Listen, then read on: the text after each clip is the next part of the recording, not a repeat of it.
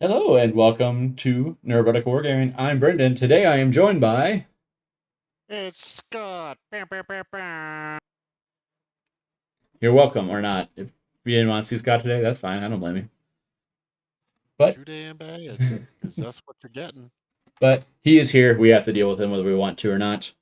And speaking of things we have to deal with whether we want to or not, you guys have voted on the Vindicator to be this week's painted model. Ooh, ah. So, what? Cat, do not steal my food. You literally just got sick. Oh, cat. Side note, you guys can't really see it. Actually, here, I can show it to you. I think it's pretty cool. I got a whole new paint rack. So now I don't have to worry about uh, the paint taking up so much space anymore. That is a nice one. Where'd you get that? It's actually off Amazon. A little, I think it's a Polish company of Oh, all things, which was moderately surprising. Did not know that I before I mean, ordered that's it. what. So my big my big hobby organizer is actually a Polish company called Hobby Zone. Oh, it So so I'm go ahead. I don't know. I don't know. I I feel wonder if like that's a thing, wonder if that's being sold through Amazon. maybe.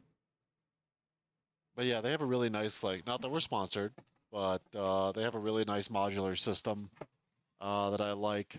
So I need to get some more modules and whatnot, but another one of those things. Just another one of those things. Yeah, I think I've seen yours. There's Yeah. like the whole desk setup, right? Oh yeah, it's like this big L thingy. Yeah. It looks nice. Yeah, no, I love it. I just, for whatever reason, like insist on having like a hutch or like an overhang on my desk. So I never have the space for like one of those. Fair. That and I feel like for like the hobby station style ones, you need a pretty deep desk. Yeah, it definitely because when I replaced my old desk when it got smashed by a moving company, the organizer was definitely one of the driving factors Yeah. for what desk I got. I will say now that I actually have this desk, I do like it. It was an odyssey to actually get, but it's a nice little desk. I think it's a little bit Well, smaller than my last one, but better than the Iliad. is it though? I don't know. I know the Odyssey is getting a book or getting a movie, getting a book. Eh. Ah, good. Glad they're finally making the book adaptation for the Odyssey. It's about time. I mean, technically, that's an actual statement. The story does predate any sort of book by probably, the better part of like a millennia. And then any sort of like written account by, at least a couple centuries. Fair, but also that happened many moons ago, so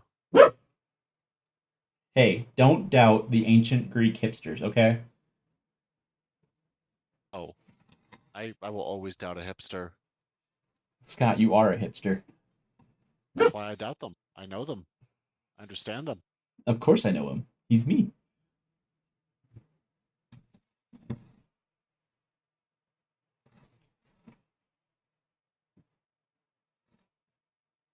You know what's funny when you think about it? Books. That too. But like Luke Skywalker, here's a name that sounds similar to some hermit he knows, and it's just like, oh, I bet he knows him. He just like assumes because they have the same last name, they might know each other. I mean, how many times do you see people with the same last name in Star Wars? Okay, but Luke doesn't know he's in Star Wars. I think Well, that might not actually be he true. would know he's not in Star Wars, but he would also know that he is in that world. And And that it's a world, that big from our galaxy. observation of it, does not have a lot of repeat last names. Okay, but you can say that about anything. Does that mean if I was going to do an example from Stormlight Archive, I can't actually think of anyone's last name off the top of my head? Well, yes, it's exactly like that. It's always like that. Mhm. I'm just saying that since we don't have a feeling for like what is a normal last name, for all we know, Luke Skywalker heard a man whose last name was the galactic equivalent of Smith and was like, these people clearly know each other. Yeah. Oh, hello. Hello?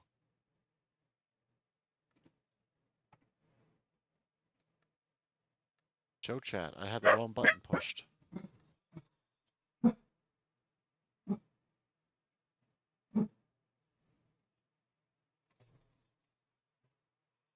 Tanks are always cool. And hi, the true myth.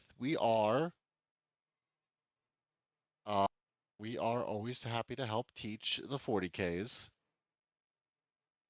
And the 30Ks. and the 30Ks. Though it's been a hot minute since we played 30K. We are due for the one. That is true. It's also just been That'll like, probably. go ahead. Sorry, go ahead. I would say it's just also been, we've had trouble getting any, like, that's Yeah, typically a Saturday thing, so. it's reaching that time of year, right? Yeah. Where everyone's busy with the holidays and all that fun stuff. So it happens. We understand it. We suffer the same thing that DMs everywhere also suffer this time of year.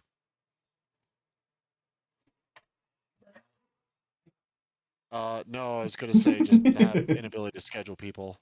Burnout's an entirely legally distinct thing. To be fair, for DM, that is practically a year-round thing. It gets worse, don't get me wrong, but it's already difficult. That is one of the nice things about like 40K is that it's really easy to organize games compared to like an Yeah, RPG. Like that's just it inherent is true. to the war game It is system. true.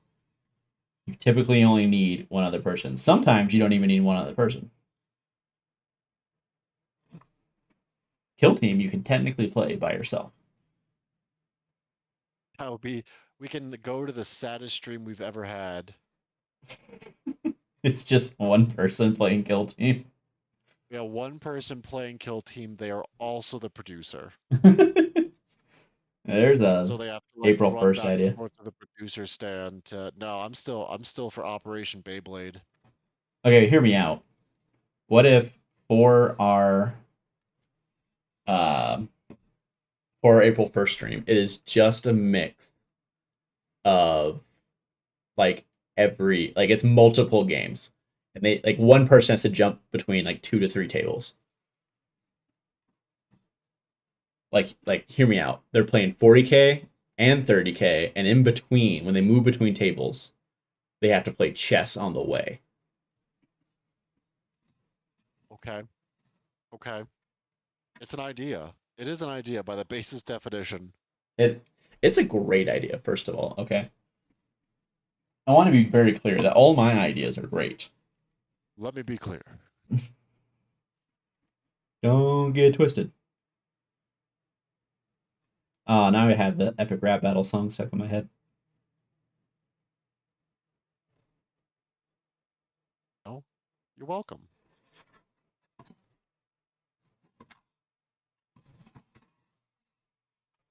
You know what's funny is I never really noticed the Obama era stutter until someone pointed it out, and I was like, "Damn, they're right." Damn, they're onto something. Was that person Epic Rap Battles of History?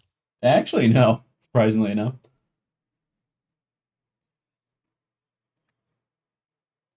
even though I did listen to their 2012 rap quite a lot before the election. But no, it was shoot, what was the class? It was a really hard class. It wasn't hard, but the way I took it was hard. It was like it wasn't a speech class.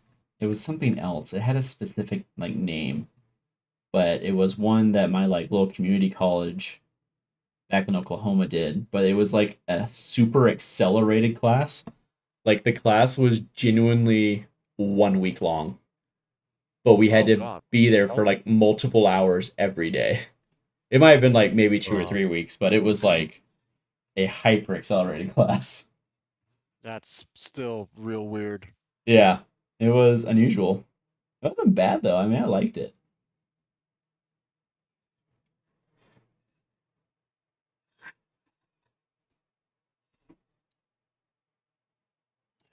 Sorry, I want to try and keep this on camera, but You tried harder. I'm trying. I have to move it. The whole thing.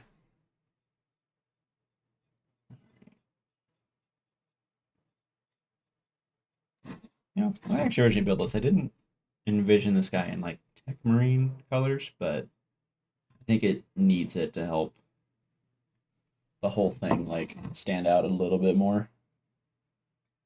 Fair.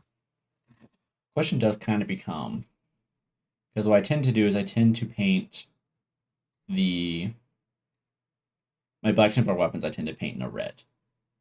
The debate then becomes like, do I do the main gun in red, or do I just leave it in black? So of course, like the barrel and the mechanical bits, I'll do in like a lead belcher, but like the housing and everything, I debate if I want to do that in red. We'll put a vote up. How about that? That's fair. That's fair. Let the people decide. Put it a vote to the people.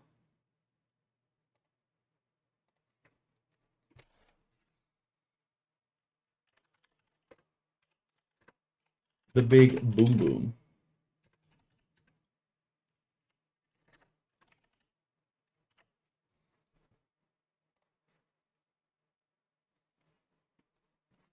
There we are. Look at that. We're in the future. Big bada boom. The big boom boom. All right. Right.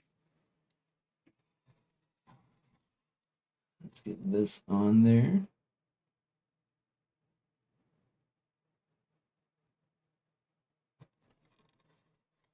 What the heck? Okay. What? Oh, just I'm putting together thumbnails for this weekend, and the editing software is being weird, but Oh. Is it ever like not at least partially weird though? that's fair. That's what you get with an open source system, I suppose. I was gonna say I've fiddled with it like twice, and every time it was like It's not too bad once you get the hang of it, but it's a little bit of a learning curve. yeah. I mean, it works for our purposes, which is like free. Yeah.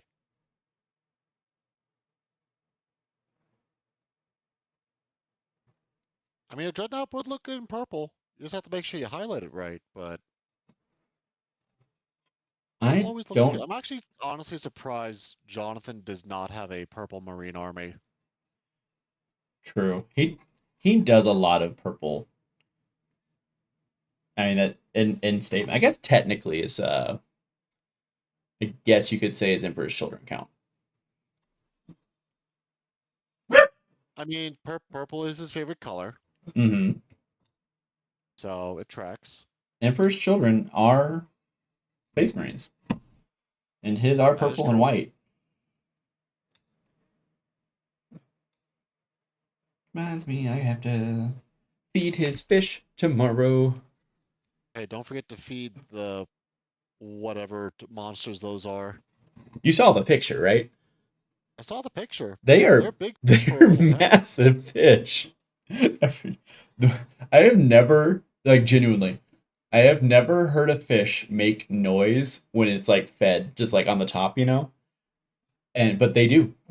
Every time they eat, it's like I'm like, oh, like oh, Ooh, hate that. oh Lord, oh Lord, they coming. Ugh. Like genuinely, I hate the sound they make so much. It's not fair. It's not their fault. They're just fishies, but ugh. Just fish living their best fishy life, and that fishy life is scary. Damn, nature, you scary. Well, throwback to all the millennials in the audience, mostly me and Scott. That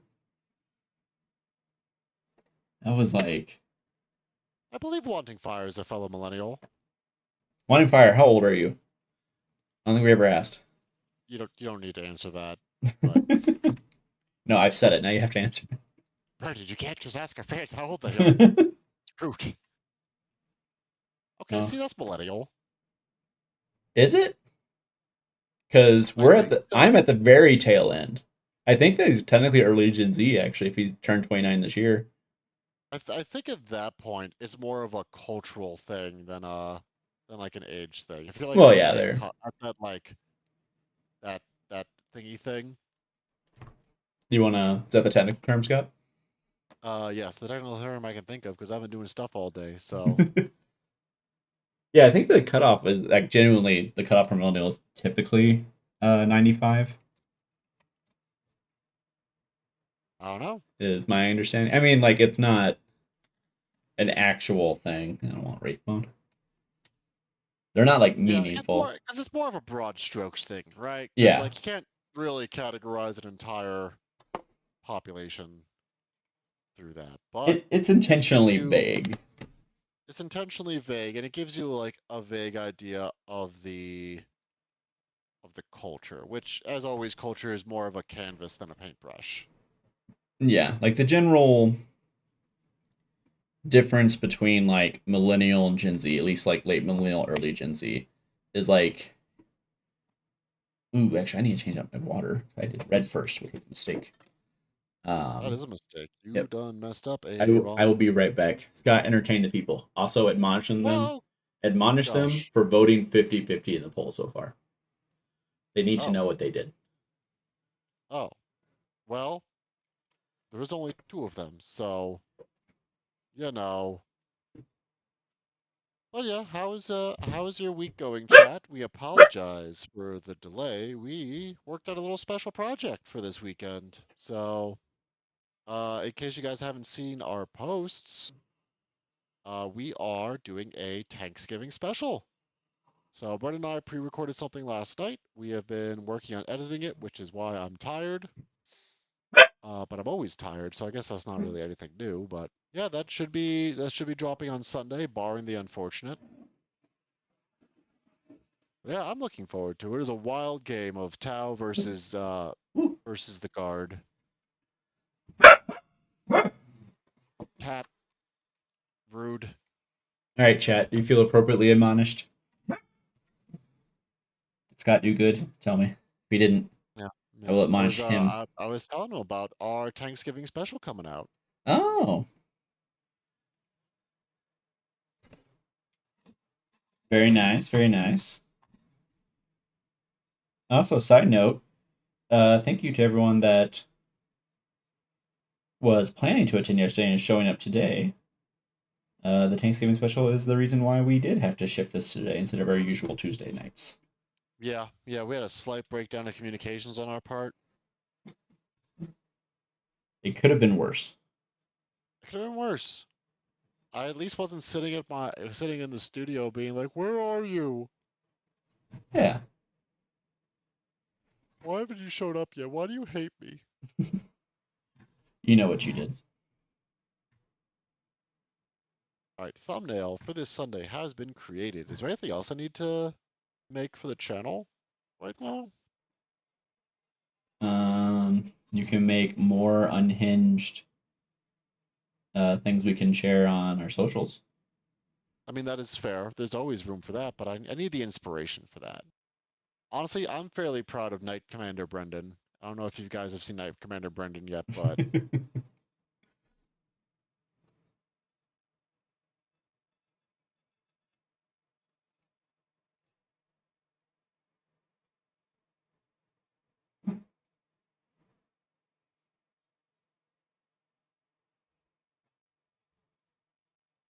No.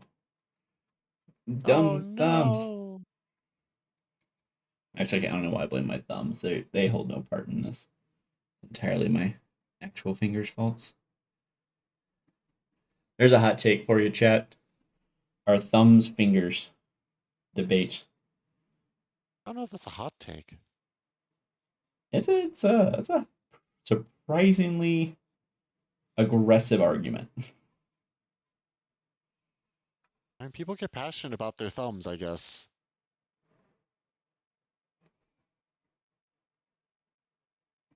They count as phalanges, I can tell you that.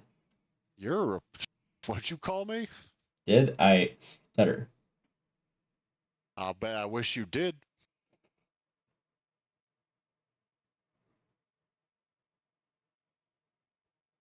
Let me a phalange. My own dojo. That joke will make a lot more sense to you guys after Sunday.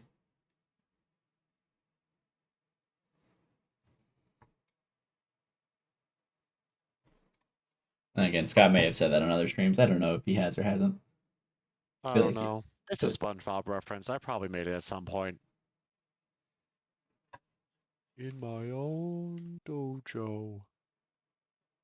I like low key kind of want to go see the SpongeBob movie. I I don't know why. Because it's an important part of our culture as millennials. A lot of that canvas that I spoke of earlier is just SpongeBob. I always forget SpongeBob started in the 90s, technically. So it was like, what, 98, 99 when it first premiered? I think so. I think it was 98. No, it was either 98 or 99. You're right. You're right. Yeah. I think it might have been like late 99. Like, I think it's a very technical, like, 90s project. But, I mean, it's definitely how to phrase it, Well, a I mean, child of the back in the 90s. 90s, I was a very famous TV star. Oh, yeah? I was in a very famous TV show. Don't act like you don't know. What do you call me? Called you Bojack the Horse. I've never actually seen that. It's very sad. From what I have seen, because I actually have seen things that talk about like the ending in particular, it definitely seems like it.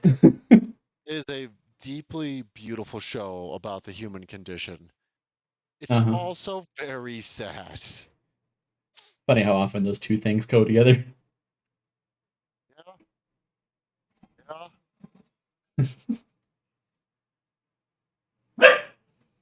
That would also require me to get Netflix, and I honestly don't have a reason to put off getting Netflix, but I keep doing it anyway. I mean, that's fair. There's always another reason. Yeah. And 80% of the other reason right now is I kind of don't want to pay for it. But like, I'm pretty sure as soon as the next season of Bridgerton comes out, I'm going to lose that argument. I don't. At that point, I don't think my wife is going to put up with that argument any further. It's like, no, we're done with this. Every once in a while, All she's right. like, "Damn, I really need to see Queen Charlotte," and I'm like, "Do we have to?" And she's like, "Yeah." And but then she drops it. But so far, so good. But that's not going to last forever. I don't even know what that is. It is the spin-off prequel series Oh, of Bridgerton. okay, okay, fair.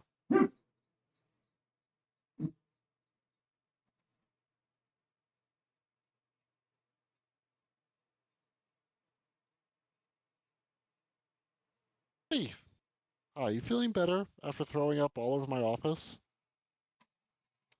Cat's going to be catting. Do. She do. It's just like there was so much. Like, how did you fit so much in you?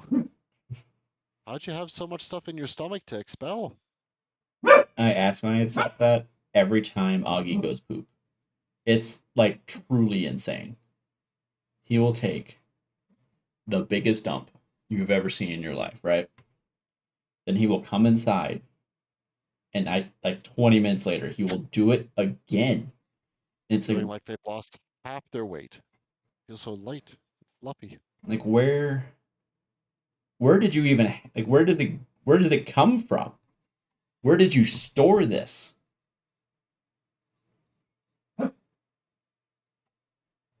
And then help the vet's like, oh yeah, I'm worried about him being cold in the winter. He needs to eat more. So now he has even more ammunition. Also, Wanting Fire is changing their vote to red. So make it red. Red.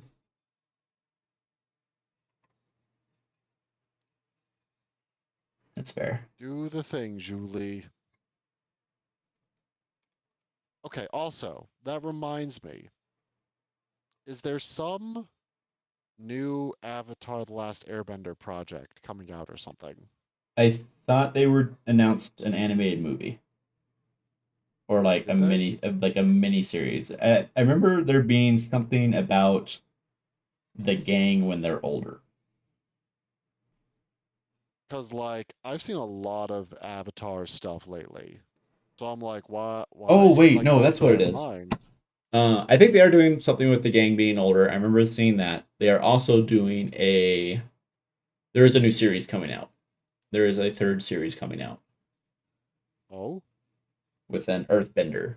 It's like a post-apocalypse Okay. setting. So Okay. I thought I heard a rumor about that, but I'd never heard anything more substantial than that. there was a leak, and people weren't sure, of course. And then they did confirm it. I think it's still like in very early production, which is why we haven't gotten any like specifics really yet. But it is definitely coming. It definitely exists. I can promise that. Okay. Ooh. Because I've seen the magic cards. I get ads for like perfumes. There's like a lot of stuff coming out for Avatar right now. It is definitely just like kind of having a moment in general, to be fair. Like it Yeah, definitely usually seems to if me something's having a moment, though, there's something substantiating that moment. also true. Um I know the novels have been doing pretty well. I did not know that was the thing. Yeah, I've definitely mentioned it to you because I listened to the Kiyoshi novel Oh, okay, you probably did. or the first Kiyoshi novel. I think she has two actually. There's Rise of Kiyoshi. It's about how she became the Avatar, which I thought was okay. I was listening to the audiobook while I was like driving and doing DoorDash, so I didn't get a whole lot of it as much as I probably could have. I was paying that close attention to it, but I thought it was Well, solid. Wanting Fire does have a good point though. If it's like an Earthbender in a Mad Max kind of situation, like fuck me up. That sounds like a great time. I do believe the Avatar is also a twin. Huh. So yeah, Wonder how that works. we don't know. We'll have to watch and find out, won't we? They know Well, what they're guess doing. so. Yeah, I'm pretty sure that was part of the brief. Is that the Avatar is a twin? So the question does become, is the Avatar? Is it like a split Avatar, or is it like, what angle are they gonna go with? They're gonna go with like a split soul, right? Like Avatar in two Also, bodies, or are they doing like in the shadow of the Avatar? Like, oh great, my sibling's the Avatar. How does that affect me? Not well, probably. I mean, they're already in a weird state because Korra kind of killed the Avatar, like secession, didn't she? So I think the way they're doing it, which I will admit that's like my least favorite part about Korra, because a lot of the inherent interest in Avatar is the reincarnation cycle of the Avatar itself. That just opens up so many like storytelling possibilities. But I think basically the way they're treating it isn't that like Korra put the kibosh on it, right? It's that she split the connection to all the past avatars. So this avatar should be able to talk to Korra, but they can't At talk the to the very previous least. ones. Yeah. Okay, which I like. I like Korra as a character. Yes. I think my only issue with Korra was just Just the fact that they were kind of the studio situation they were in. Yeah.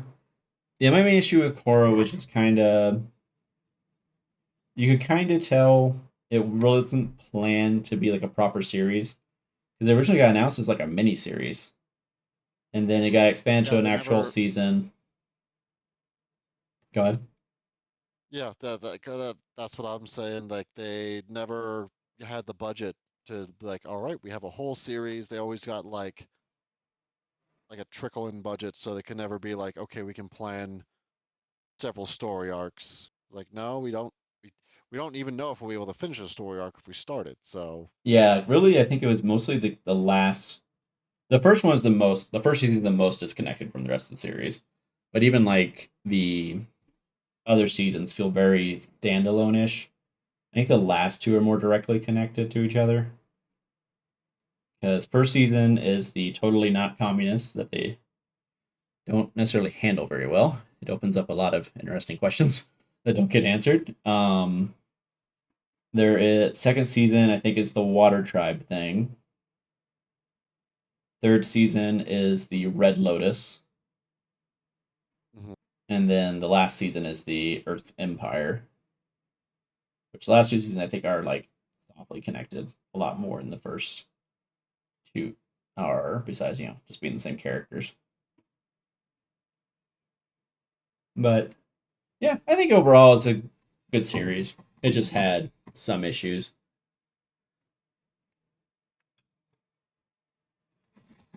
Which that's fair. Nothing's perfect. Yeah, very, very true. Except us here at Neuro-Heretical Wargaming, of course. We never do anything wrong.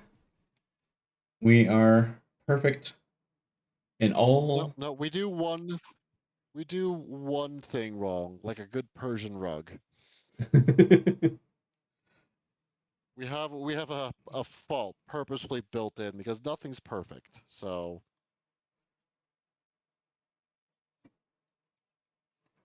Actually, that totally reminds me. I've mentioned this before to you, Scott, before, but I'm just going to mention it to everyone else. There is a channel called Overanalyzing Avatar, right? And it's basically what it says on the tin. okay, He watched every single episode of the original series. And I think he did go on to do Legend of Korra. I don't think I watched that one fully, at least. Um, he watched every single episode and basically reviewed every single episode. And at the end, he did a little like retrospective. Like how did it like affected him? If he had any like change in thoughts as far as like rankings and stuff went, and if anything, that sort of thing, right? And one of the things he said at the end, he was like, "Aha, you fell for my," because he was getting like he was talking about corrections. He's like, "You fell for my trap. I did it on purpose, so you would leave a comment." And to this day, I cannot tell if he was genuine or not, because that is technically an actual strategy people will use on YouTube. They will say things incorrectly intentionally because people will come and correct them. And engagement is engagement. I But but okay. I will say, if we ever decide as a business to go the grifting route, where we're just doing that, I will leave. I will sell my shares. it's not technically grifting. It's kind of grifting. But Scott, we need you. Your It's house too has close for my comfort. Yeah, I know it's gonna be real shaking, isn't it? actually does the business own the studio? But no, We own all the equipment. you own the business owns the equipment in the studio. It does not own the studio. Does not own the space itself. But we did have a vote on the wall. This channel does own the wall. I'm not sure if that's how that works. No, no, chat had a vote on it, didn't you, chat? And we decided, it's our wall, bub.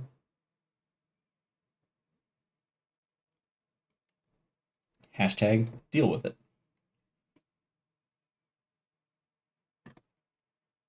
I will deal with it by locking the door, change the locks. Scott, you have crappy doors. The non-zero chance we could just get in anyway. No, the doors are solid. That's the issue with them. They're very dense. Like some other people I know. Heyo. Is it me? Oh, Only sometimes. okay. Do I paint or build? I had that same question. I put it to the people, and it was literally split between painting this and building the Arbitrace. That is fair. Um,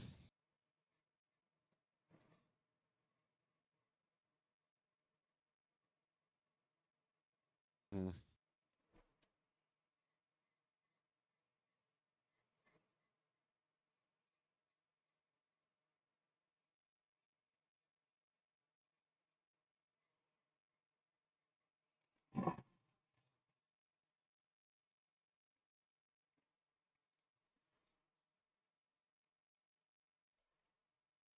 Yeah, I think that was actually before you started watching Wanting Fire. That was a very early stream actually where we did a vote Very on. early, where they decided that they can make renovations to my house as such. It's not to your house, it's to the studio. We need Which, more space, Scott. We've talked about this. okay, riddle me this. Where is that studio? It's in the channel room. Okay, let's work backwards here. Where is the channel room? I can't dox us on a live stream, Scott. You That's don't need to not go out fair. that far. I can assure you. There's an answer here. No, because you asked where it is, and if I give the grid coordinates, I will dox us. And I can't do that. I can't do that to us, Scott. Okay, say it with me. It's in Scott's house. No. Prove it. We've only mentioned it a bunch of times. Actually, you had to take out a loan to buy that house, didn't you? Uh, uh, yes. So How much money do you think I'll make? technically, it is actually the bank's house. Okay, I guess that's fair. Guess that's fair. He has no counterpoint. I have one. Whoever Artisan 12 is, we're fighting. See, it is the studio first. The people have decided, Scott. You can't. We're fighting, Artisan. I don't know who you are. I actually might know who you are, but I'm drawing a blank right now. Scott's such a good friend. He never forgets anyone, except when he does. Except when I do. I saw a And it's meme. not malicious. I'm just dumb. Exactly what people want to hear, given your job. There's a lot of dumb people in my field. I know, and I find it increasingly concerning. They're very smart, but also at the same time incredibly dumb. They're smart in a specific subset of topics. Well, verifiably smart in a specific subset of topics. Yeah. I'm just saying, and I've said this before, and I will continue to say it.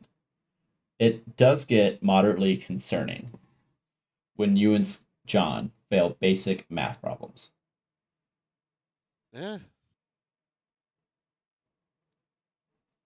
That's all I'm saying. I forgot I put a little candle there. Hello, candle. I already did the math, making the tools that do the math for me. I can then dump that from my short-term memory. I can dump The that RAM from my can only hold so much.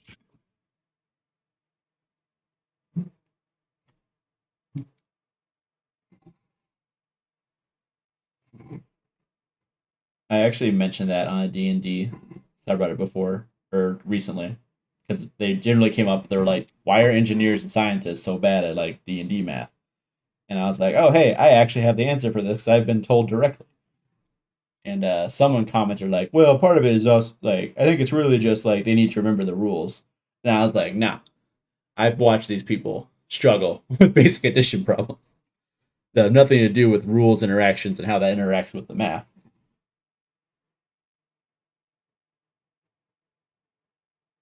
That's all I'm saying. That's fair. That's fair. We're here as a social experiment more than anything, Brendan, Oh yeah, for you to learn about humanity and all the interesting people out there. I think, in a manner of speaking, I have more experience meeting interesting people than you have. I don't know. I seem to interact with a lot of different people, Brendan. I mean, that's true, but how many people have you spoken with that have been through every invasion that Afghanistan has suffered in the last 30 years or How many 40 people years? have you talked to that has been on a Bigfoot hunt? Probably more than I would think. I had a friend that like weaseled her way into Bigfoot hunts because apparently they're just like really funny. I believe that. Yeah, I believe that. There's just a bunch of rednecks getting drunk in the woods. Oh, yeah, that tracks. Yeah, yeah. And remind you, Scott, the area of the country I'm from is not uncommon for someone to have a Bigfoot story. I mean, I suppose that's fair.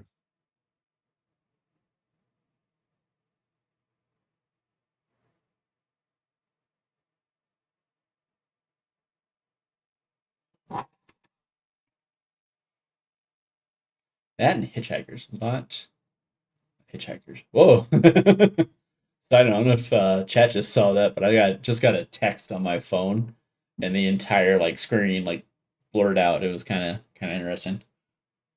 Weird. I didn't see it, but I was also looking for my glue. In theory, it should Where be a is my couple glue? seconds behind, but all right. I think that's a nice base coat for all the reds. Kind of off white, I do. So we're gonna start doing some lead belcher. Apparently, Artisan 12 is not normally known as Artisan 12, so make of that what you will. I don't know what I make of it. They seem to I be think moderately it's surprised. yeah, no, that's weird. I don't know. Hey, we got a new subscriber. Boo-doo-doo-doo-doo. Do-do-do-do-do. 152 more to go. And this channel might actually make money back. Remember, if you want the channel to grow, please leave a like, comment, and subscribe. Please, please, for the love of that is all that is good. Please let us move out of Scott's house. He's mean and won't let us take out walls.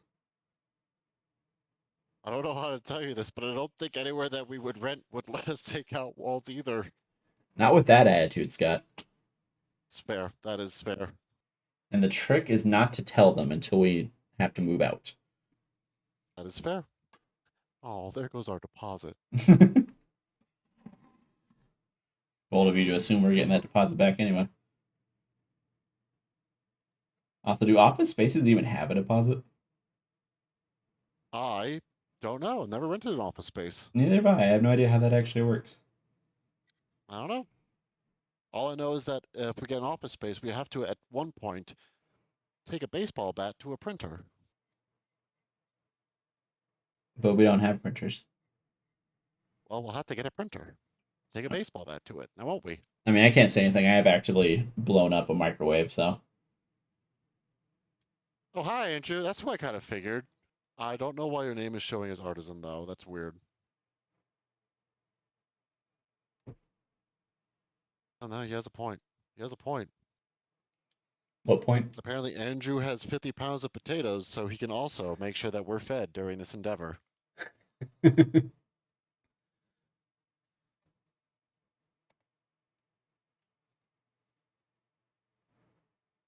Where are you seeing potatoes?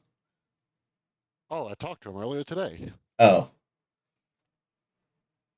We were playing Battlefield 6. weren't you supposed to be working? No, because everything I've done this week has all been overtime. So, yeah. So they said, please stop. Yeah, kinda. They Oh, actually pay overtime. So I was like, yeah, please stop charging. Like, okay, fair. don't need to tell me twice. Ah, okay, boss. I Okay, boss. saw something recently. It was on like I think it was on Reddit, but there's like a channel that was reading it. Um, it was a guy. I don't know what the company they actually worked for was, but it was like for the IT department, and the company was like closed for July 4th. But then out of nowhere, they're like, "Hey, you guys have to stay there and cover the phones." And they're like, "Well, I already like we already our dudes already have plans." And they're like, "Well, your IT, you don't have lives anyway." And the guy was like, "Okay, challenge accepted." And he messaged the like VP or whatever that said this and was like, "Hey, everyone's kind of bummed about having to cancel plans. Can I throw a office party?"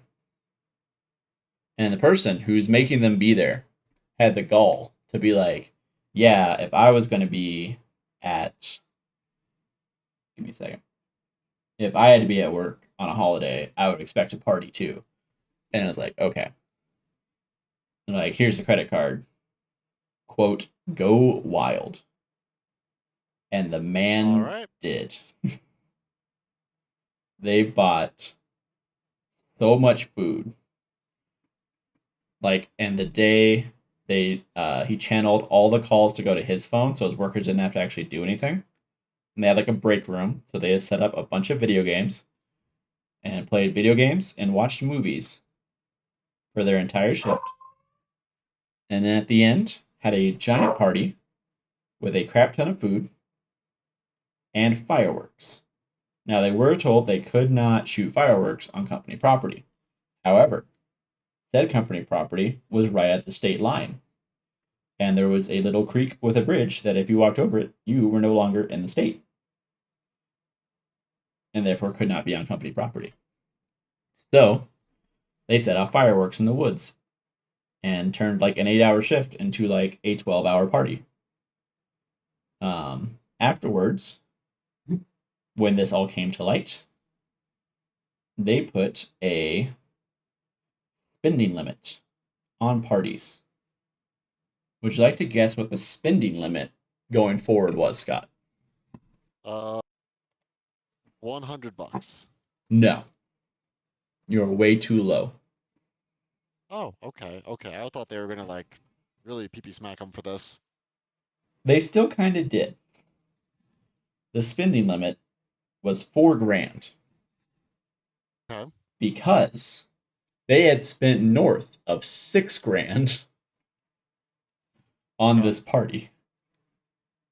But because they had not provided a spending limit and told him to, quote, go wild, he was not at fault, especially because the CEO was a big work life balance guy. And so when he found out that they did this, the VP got in a whole bunch of trouble. Good. And yeah, kind of the short and sweet of it. I Do love learned some malicious compliance. we do love some malicious compliance. And like I've said it before, if I've learned anything in the army, it's that there are two things. There are two things that people that you just don't mess with when it comes to people. These are the two things that will truly upset anyone and that they truly will not get over. Do not mess with their sleep, and you do not mess with their free time. Because when you do Correct. that, it gets real bad real fast. Also, side note, the greatest feeling in the world is waking up and knowing you get to go back to sleep, even if it is only 5 minutes.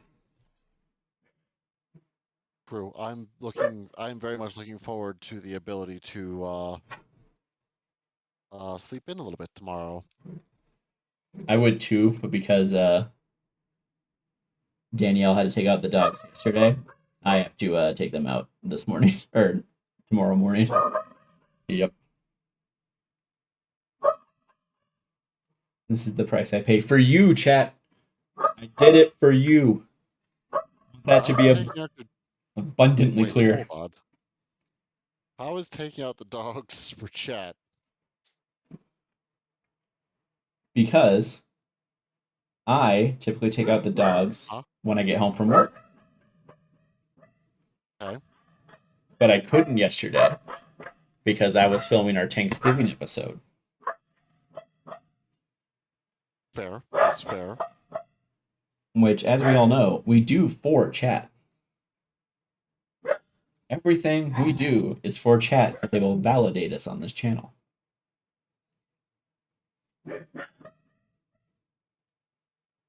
Because you need to give Brendan the validation, because I don't. Scott is a terrible, terrible validator. I'm bad at being group dad, or good, depending on your views, I suppose. Depends. Do you consider being a bad dad good? I don't know. Depends. Depends. Depends on what, Scott. I wouldn't get this. I don't know. I would say, but apparently, there's still a lot of bad dads out there. So, Have you ever? You've never seen Brooklyn Nine-Nine like as a series, right? I've watched some of it now. Oh, okay.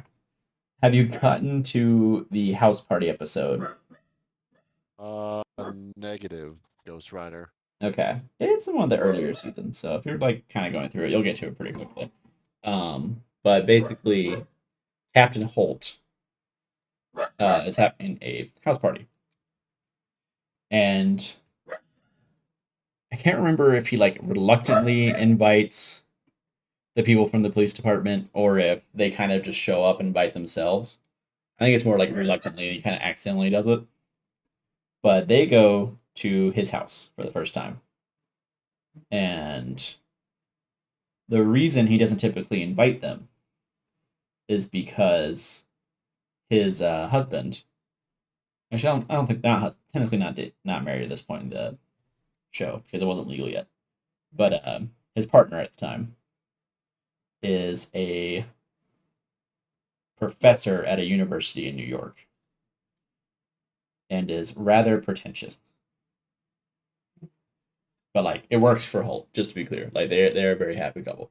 But anyway, he doesn't want any of his cop friends to come to the parties because he's very pretentious and considers them dumb. This is a sitcom made by the people that make The Office. They are kind of dumb, if in like a competent way. Right. Anyway, the main character, Jake, is like a really good detective, but also just like not an academic, right? And at one point, he's talking to Kevin, and he's trying to sound smart. And he's like, "Oh, did you read the main article in like the National Geographic issue that came out or something like that?" And Jake, trying to seem smart, was like, "Yes, I did." He's like, "Oh, were you for or against it?" And he was like, "Oh, I was like, I'm against it." He's like, "Really?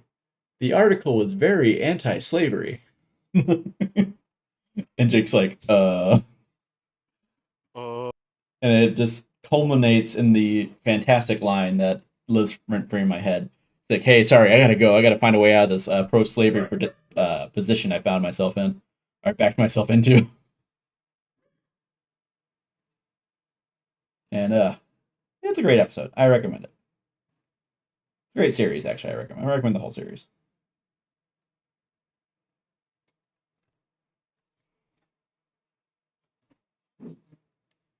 Which, to be fair, there are very few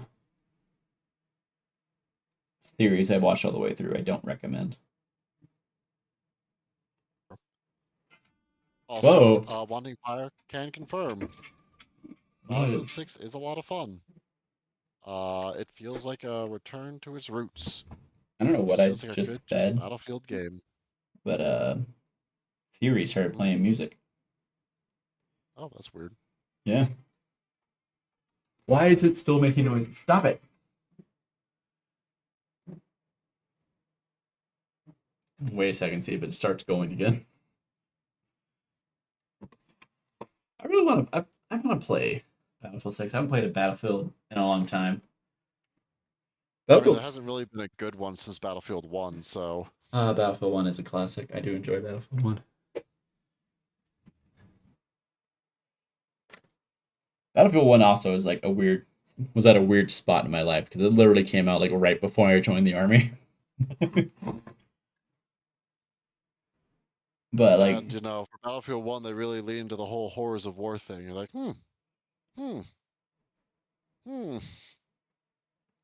I mean, like the single player campaign is still pretty standard Battlefield, uh, action Hollywood movie esque thing.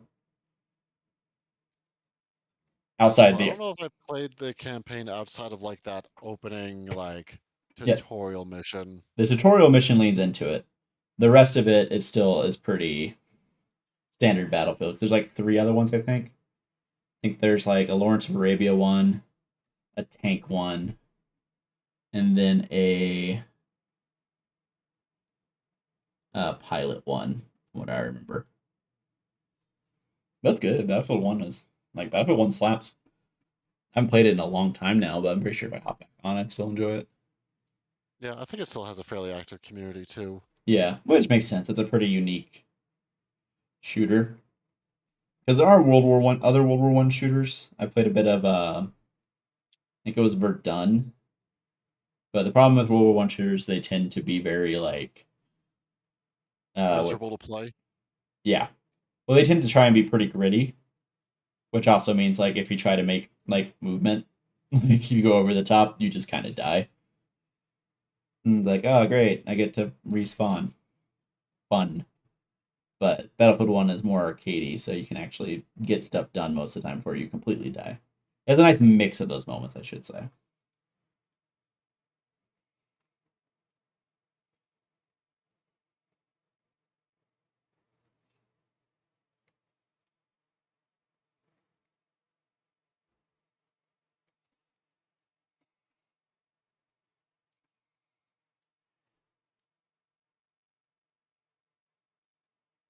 mean, that's fair. Honestly, at this point, I feel like mediocre, uh, what call it, mediocre single player is like the best you can kind of hope for because single player's kind of been poop. Kind of fallen by the wayside. Yeah, like I'll take a mediocre single player that's there than one that's just straight up not there, which I know Battlefield has flirted with in the past.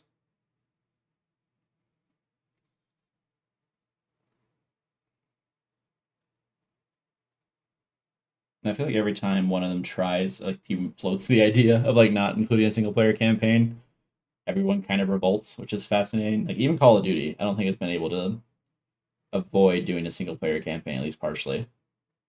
Well, after this most recent one, Oh, is it bad?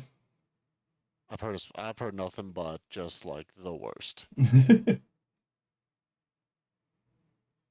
I've heard it's pretty bad.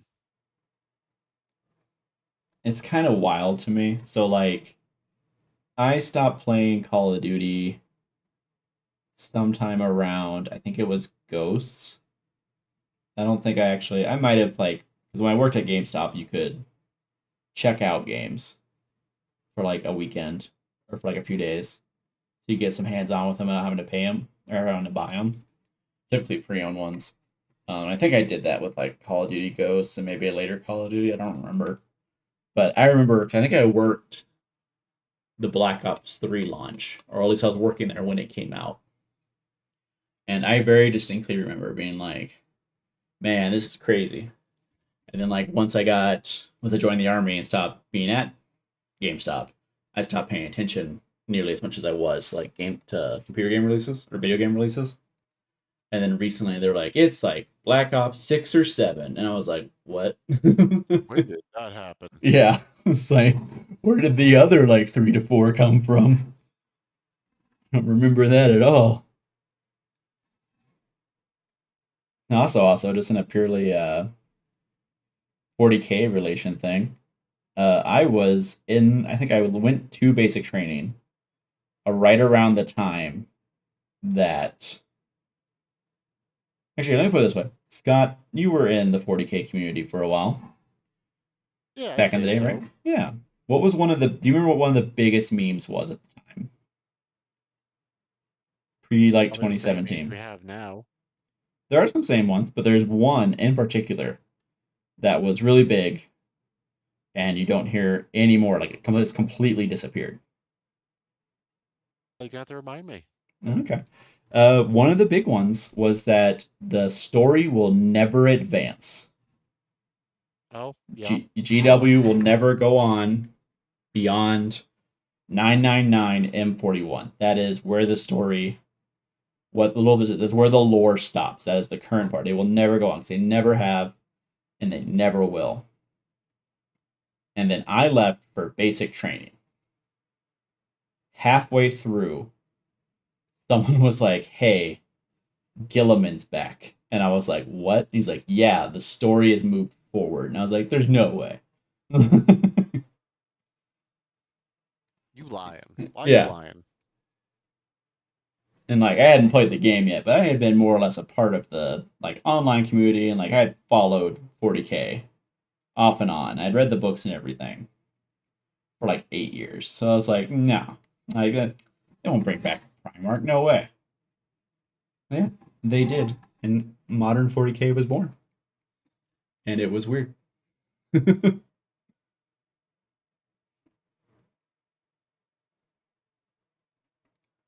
Artisan 12 does say OG Modern Warfare games actually had a decent single player, which is true. But Yeah. the reason for that is Actually, they we were. did just kind of talk about that on yesterday as well. I guess we did a little bit. But the reason for that is because they were the transition period. Modern Warfare 4 was. I don't know if it was the first with online multiplayer for Call of Duty, but it was the first one where multiplayer took off. And then I think it was. I think Modern Warfare was Activision, so it's technically it's two different companies that work on it. I think it's Treyarch and Activision, but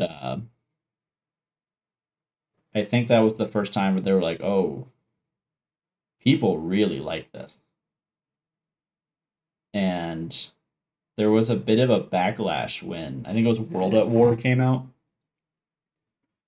and it was one set in World War II, so it played relatively different. Cause it had older weapons, and then two, the big thing was it still had kind of that focus on single player. It didn't have the multiplayer options in the same way. And then Modern Warfare 2 came out, and still a solid campaign, but a big focus on multiplayer. I think Modern Warfare 2 is where we started seeing like being able to customize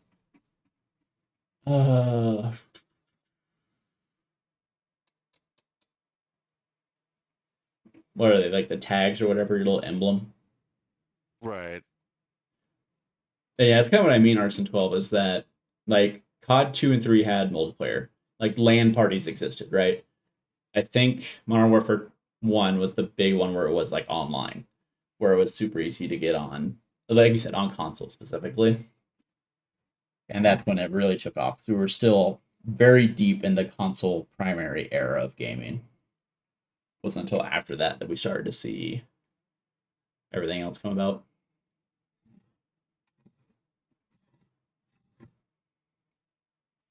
But it's interesting, I think. And it's interesting to see just how the focus of the series changed. Because originally it was basically like, oh, you're playing a World War II movie, essentially.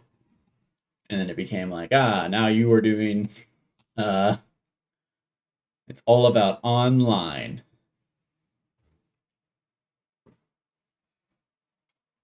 But things change. That's life. Oh, the times, they are changing. One can only hope.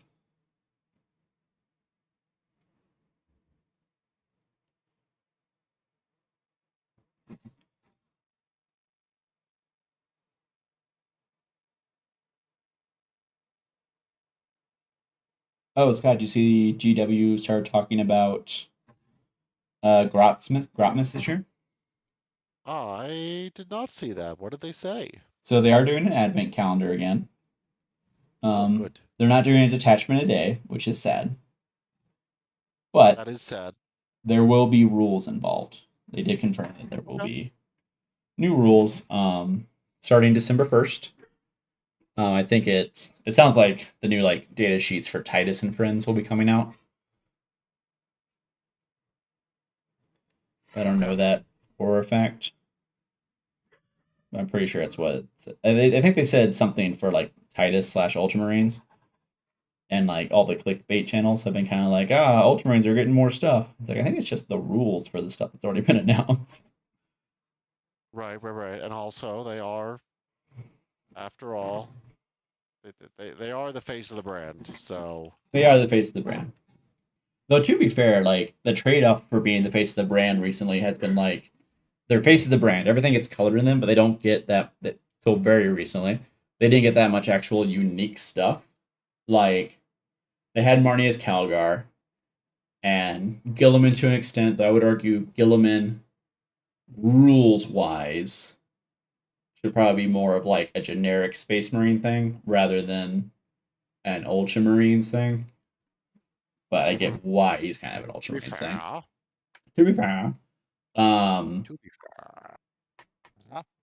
because besides that, what did they have? Trying to think. Like actual unique Ultramarine stuff. Besides Gilliman and Calgar. Did they have much of anything?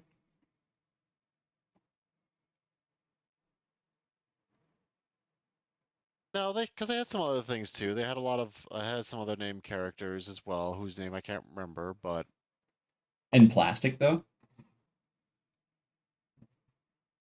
maybe. So I know they had some resin characters at the beginning of 10 because it was kind of mean because like GW put out a made to order for a bunch of like resin characters. I think they were like all Ultramarine characters and they had them in the index and then they took them out of the codex. So it was like, hey, you've got these for like, the 3 months it takes for the Space Marine book to come out. Which is kind of a bit rude, but But Rude, isn't it? I don't know if they had any like for most of the edition at least they haven't had that many named characters. I don't think. I guess they had. Shoot, did they have? I think they had like a chaplain maybe. Well, They there's. had I think they a might have. special named dude with the really bad haircut. They had I think they had a librarian. They had a named librarian. It's like Tiberius or something. right.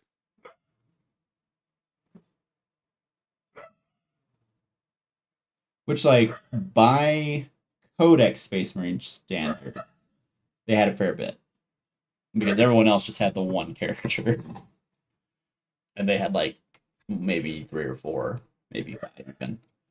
But compared to like any of the Divergent chapters, it wasn't even close. Like Mhm. even Black Templars, it's like, hey, we got Black Templars has like the fewest models of the Divergent ones. I guess not including Death Watch.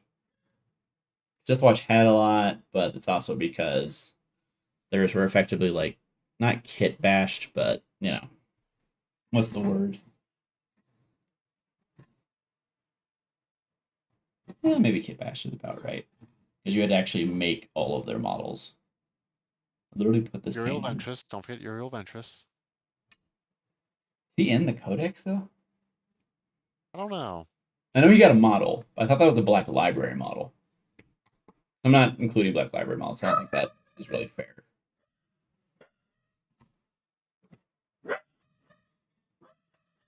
He might have gotten regular rules. I mean, Titus, I think, got regular rules as well when his unique, kind of not great model came out.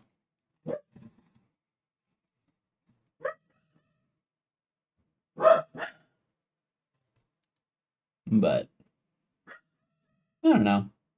I feel like they don't get as much love as like lore wise and model wise as you would expect from their place on the post as the poster boys.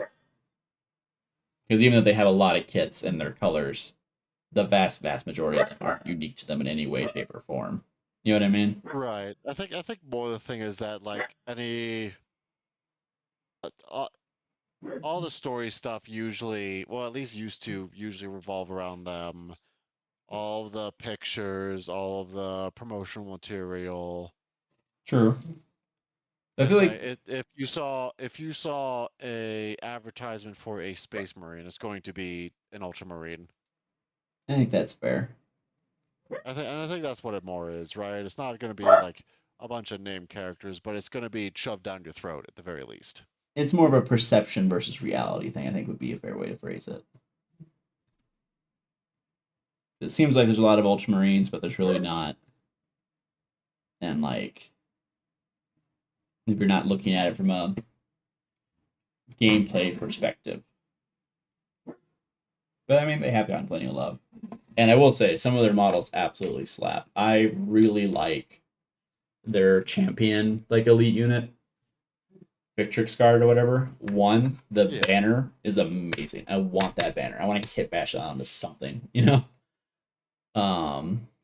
Two, I like that those models have like influences from older marks of armor and not just the Primaris ones.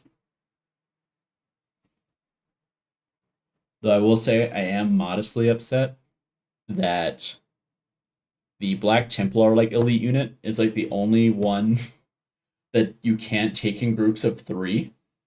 So if you want to kit bash any of the other ones into Sword Brethren, you have to buy like 2 boxes, which is moderately annoying. Yeah, you know. It's also just weird that it comes in like groups of 4 to 5. Like it comes with 5 models. You can do units of 4, or you can build a unit of 4 or unit of 5 out of it, depending if you want to build one of them as an HQ. Which is nice value, to be fair. But it's just weird because like Black Templars were kind of the first like Space Marine sub faction to get the complete like redo, right?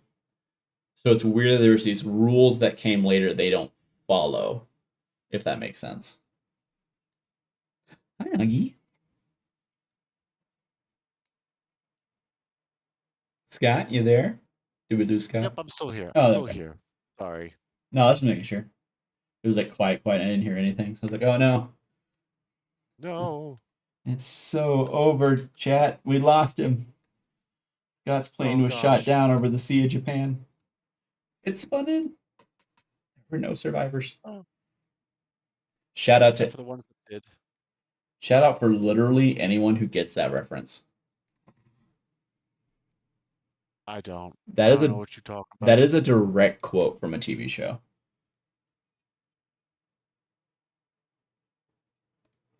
It's a very old TV show, to be fair. It like that. Is it MASH? It is actually MASH.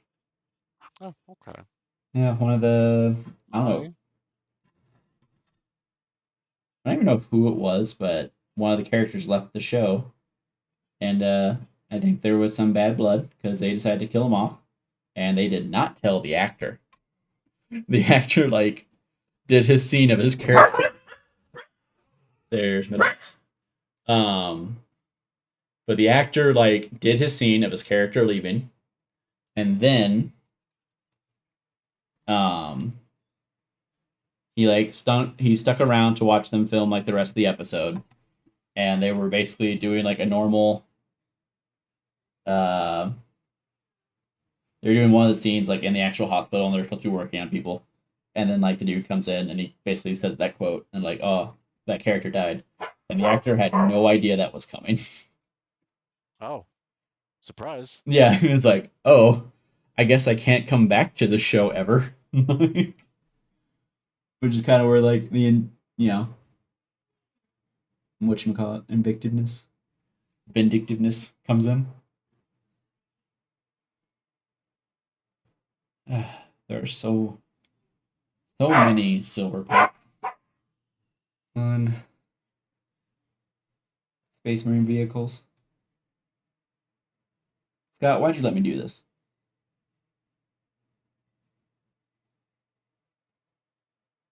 You know, that's a great question.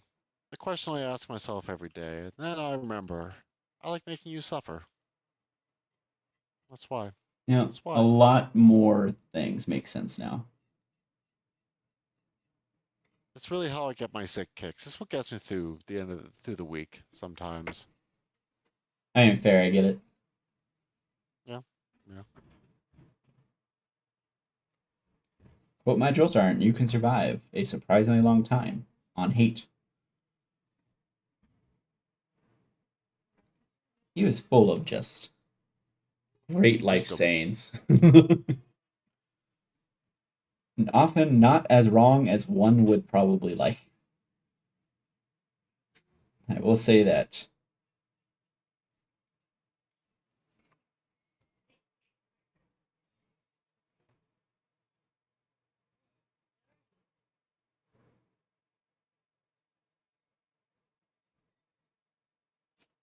All right. Let me. Now I have built my bald named Inquisitor, whose name I forget, but I got her forever ago. The one that's not Ozymandias? Correct. That one I've had not as long. Oh. Oh, what is her name? Oh, Pyre Draxus or something like that? yeah. Like I think it's like Draxus or something. Yeah, I was gonna say I've actually run that one. I should know it.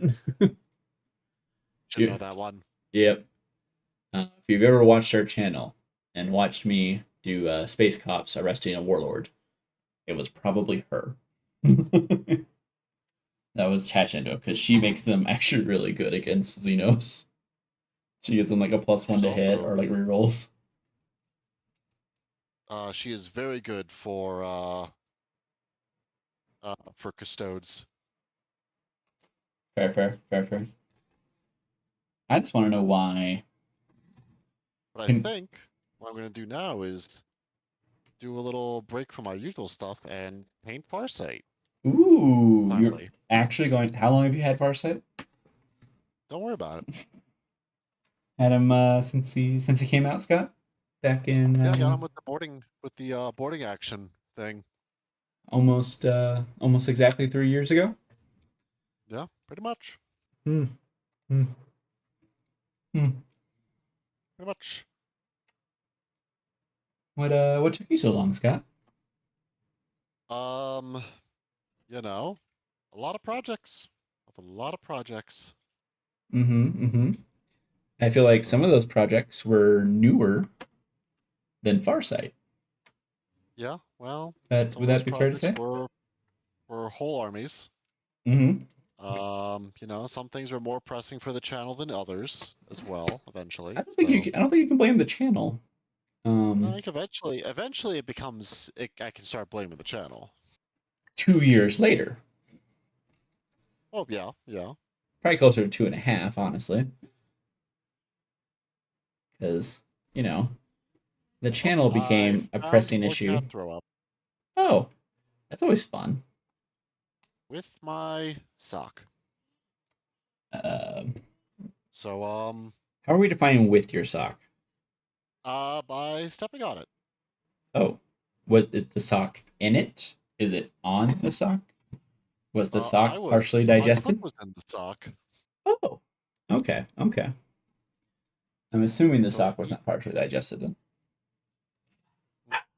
so my yeah, a little Oh, gross. okay. A little gross. Yep, that's Gonna just go delightful, Scott. clean that up, I guess. I'm Before I glad continue my project. I'm glad you Hey, look at that. Another reason to not paint Farsight. Scott wants to paint Farsight so little he will find any excuse up to and including stepping on cat vomit. Why are you so anti-Farsight, Scott? What did he do to Because you? I already painted him once with his old model. What did he do to you besides being the second best Tau character? Okay, the best Tau character got Legends. They haven't Legend Shadow Sun yet. Like Legend Longstrike. And Onshi. On Chi. Is but well, you know, so for the Thanksgiving we did use Legends units, but that one's a little too cheesy, so I'm like, no. Because it's just a better hammerhead, but it is worth less points than a hammerhead now. Because they don't update those. So I was like, I'm not gonna run that one. Kind of weird not to be able to talk about a stream. Yes, technically it wouldn't even be a stream, but you know what I mean.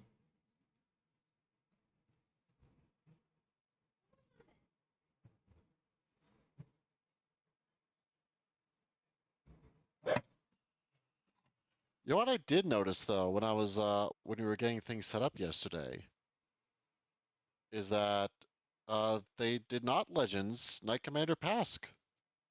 Yes. I say I don't think he even got Legends actually. He just got. No, I he think just he's. doesn't exist. I think he's dead. I think he's like genuinely dead in lore. Yeah, he's just gone. he He's got big gone. he got sent to a farm upstate. I don't know if any of the if there are any name. Okay, there's named characters in Legends, but I don't know if any of them are like actual models. I think they're all like Black Fortress. So that's the one I'm thinking of. No, Or there's Yarick and whatnot. I is believe Yarick Yarick in is Legends? I don't think Yarick is. thinks oh I didn't think he was. that or it's just that or they're in the collection of things that I forget. It's a different document that says if you have this, just run it as this. Oh, I don't know. I've never seen the document. I don't know. I forget what it's called. I can tell you. Also, something up with your camera, Brendan. Is something? Wanting Fire is asking. Is it like It's super zoomed out? Is that better? I know I had to like hop up and mess with it because a certain program whose name I'm not going to Oh, there, say there you go. kept coming on.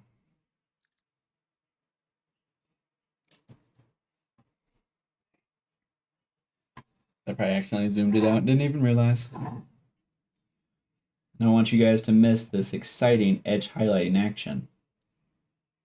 Oh God, he's edging. The family stream, Scott.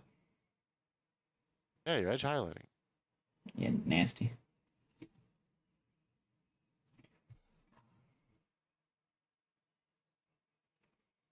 Oh gosh, did they get rid of it with the Uh, new faction packs? The only document I can think of that sounds like that was I think the Horus Heresy section. Like Legends 1 had. No, it came out at the same time, but it was different. Hmm, I don't know. It was like legend. It was something similar to Legends, but all it was is like, hey, here's these models, usually for named characters. They no longer exist, so just run them as this. Actually, that does sound vaguely familiar. Might have been some that was only around during the indexes, or like the transition from codexes to, or from indexes to codexes. I looked at it not too long. It was before the whole faction packs thing, but I looked at it not too long ago. Hmm. So I don't know.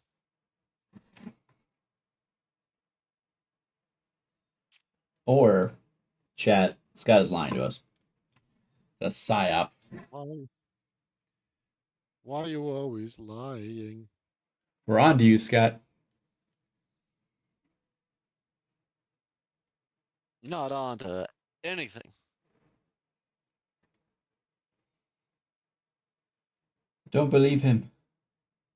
No, Jimmy, don't join the Black Templars. The Codex Astartes is bullshit. Where is my water cup?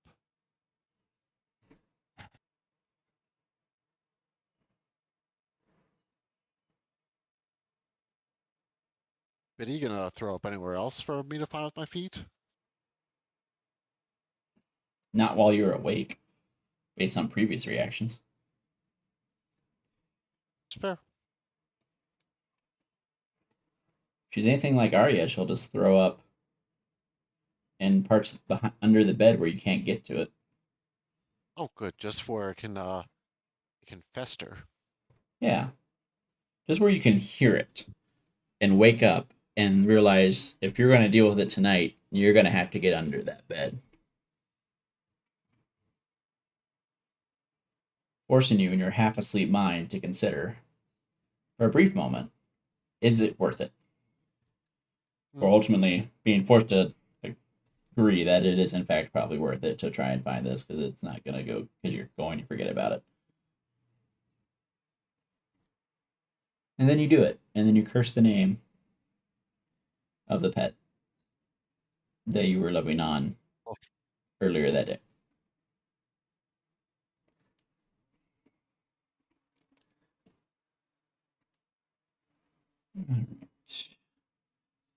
Ah! Pro tip. One of the nice things about doing like a gray on black like this, and it really applies for any kind of paint if you're doing over a black primer. If you mess up and like hit a spot you don't intend to, you can wipe it off pretty invisibly if you move quickly before it dries. It'll thin out enough that the black will like cover it completely. Not that I've ever had to do that, but you know. Right. We're Hypothetically, perfect, as we established earlier in the stream. we are the best 40K.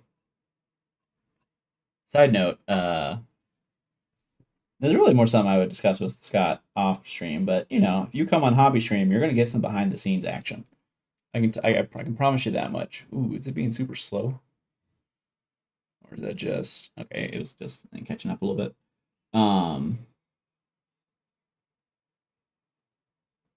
I totally lost my train of thought. Scott, what was I talking about? Chugga choo choo, buddy. We weren't talking about trains. I know that. But you could be.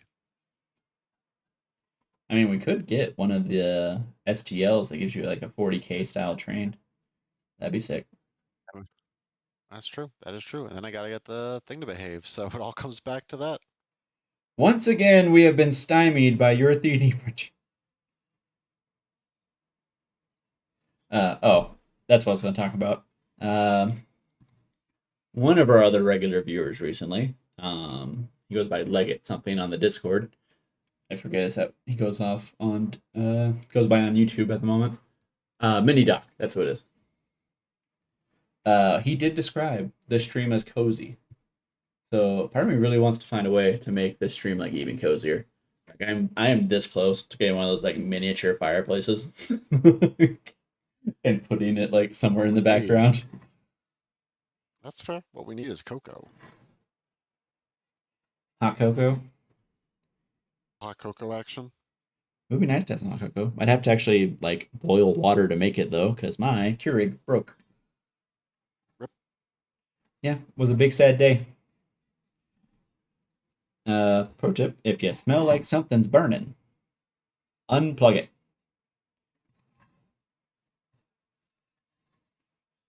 Did you unplug it in time? Probably. Actually, so I think it shorted out, but it like didn't catch. That's good. We definitely unplugged it after we smelled the burning, but I think it had handled itself by that point. So there are 4 different things you need for a burn, Scott. Ooh. What are they?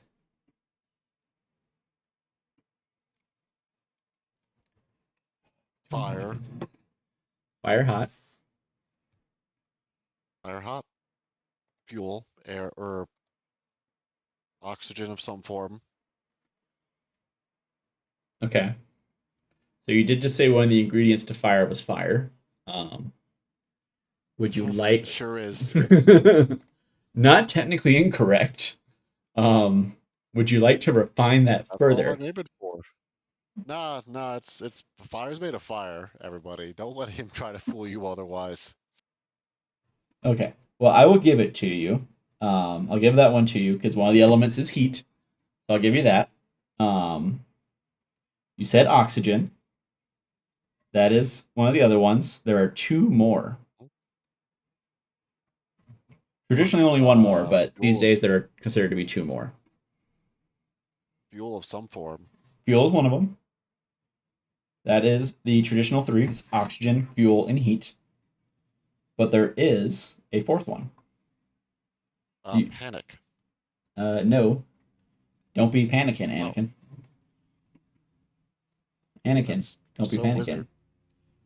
Um, it's one of the ones because the important part about knowing like how fire goes is knowing how to stop a fire. Um, or the important reason to know about how fire goes is how to stop it. This one, traditionally, is really hard to do without doing one of the other ones, so it's really not a thing. Scott, do you give up? I give up. The All I fourth, know is fire is made of fire, so technically not incorrect. The fourth and final one is a chemical reaction. well, If that there feels is, kind of like a cop-out answer. it's the hot new stuff. If you are able to stop the chemical reaction, you will not need you do not need to remove one of the other three if you can stop the chemical reaction. Um, which is kind of common. So consider Consider, foam if you will. a foam fire extinguisher, right? It does two things. One, it snuffs out the fire. It removes the oxygen, which would stop it. But it also stops the chemical reaction by just physically getting in the way of it. By removing the oxygen. Kind of, yeah. um, Okay. the most like pure way to stop a fire, um, by removing the chemical reaction is like a gas fire that's like at the end of a pipe. So if you ever drive by like a facility that is burning gas constantly, they'll have that little pilot light at the very top right. If you just hit that with enough force, be it just like raw air or traditionally water, it will put it out. Not because you haven't removed a fuel source. The fuel source is still there. You have not really removed the heat. You've pushed it away, but it is still theoretically hot. And you have not removed the oxygen, obviously, because it is an oxygen-rich environment. What you have done is move the chemical reaction away from all three elements. And that's like the only time you'll ever actually put out a fire by removing the chemical reaction. And it's a bit more incidental than intentional.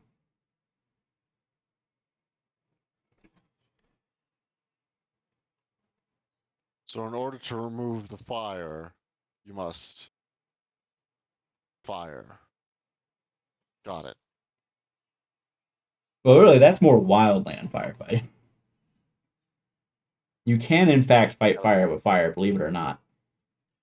Well, Not yeah, it's called preventative burning, which they don't do enough here. actually, no, it doesn't have to be preventative burning. Well, not preventative burning. What's the actual thing where they like where they burn a bunch of the brush? Is that called preventative? No, preventative No, it's burning, from my called. understanding, would be to burn something ahead of time before a fire can actually get out of control, therefore removing the fuel. What you're thinking of is where they can burn a fire break, where it's you got it's the same idea essentially, but the difference is timing.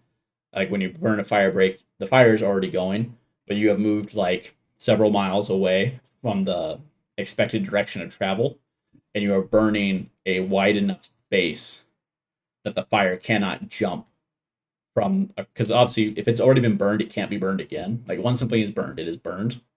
You just want it to be wide enough to jump or like wide enough that it can't jump over, because it can do that.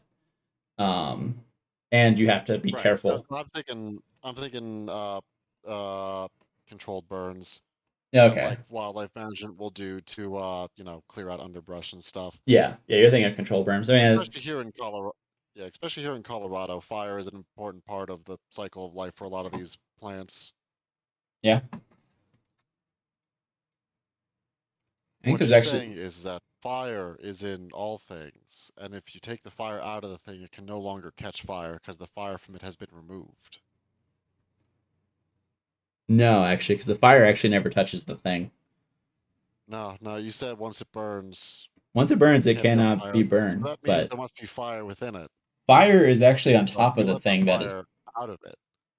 believe it or That's not, internal fire. fire is actually on top of the thing that is burning. Fire doesn't generally come into contact with the thing that is burning, because fire happens because something has gotten so hot that it is now releasing gases, which then catch on fire.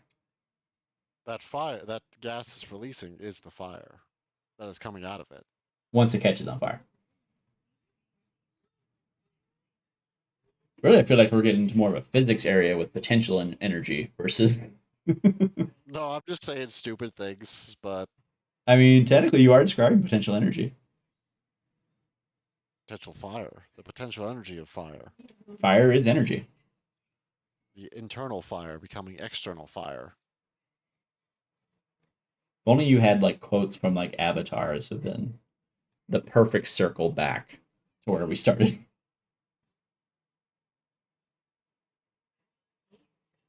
Sparky fire boom boom man. I love how they just never explain where that, like, how he developed that ability. Doesn't a guy in Korra have that ability? Yeah, I think his daughter is in Korra, and she has it as well. So it's implied to be genetic, I think. But that's like literally it.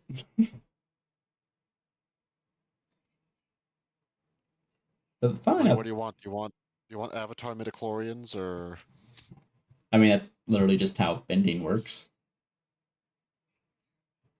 the Avatar midichlorians? Got it. It's already genetic. Like, we already I know mean, it's that. well, okay. No, what I'm more getting at is they never explain how it works for the Sparky Boom Boom Man. It's like, well, how far can you want to go with this? So like,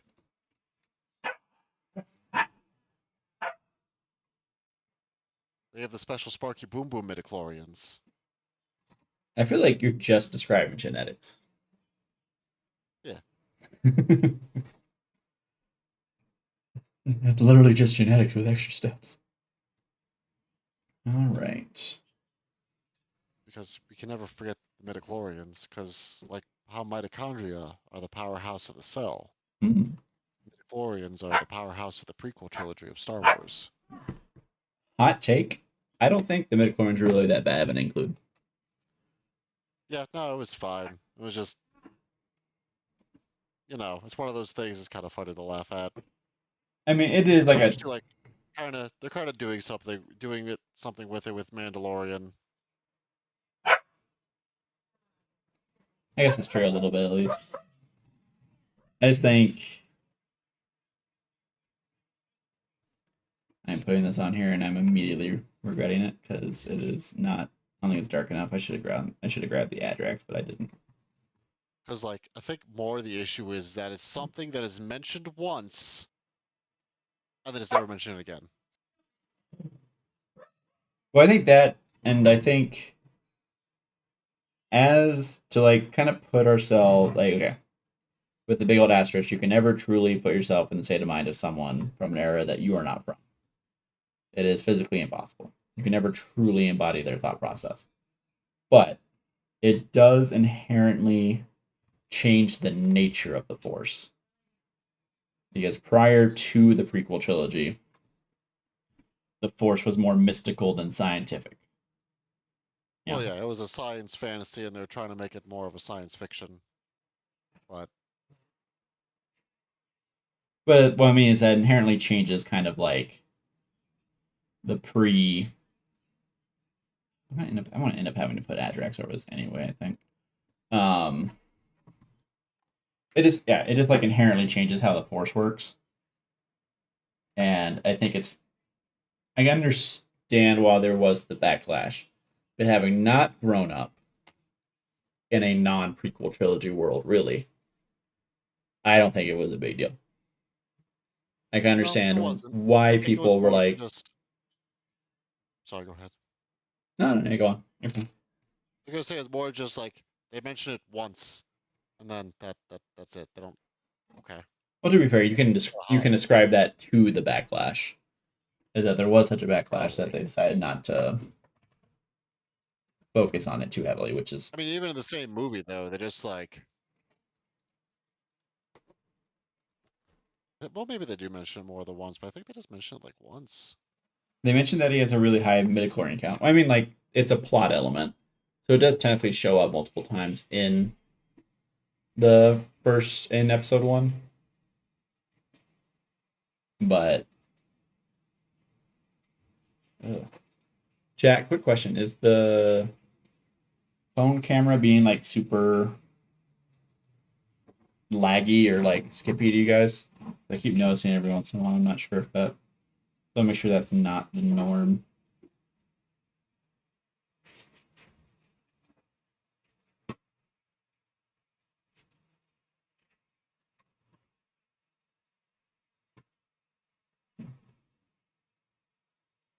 I need to do gold bits. I forgot to do.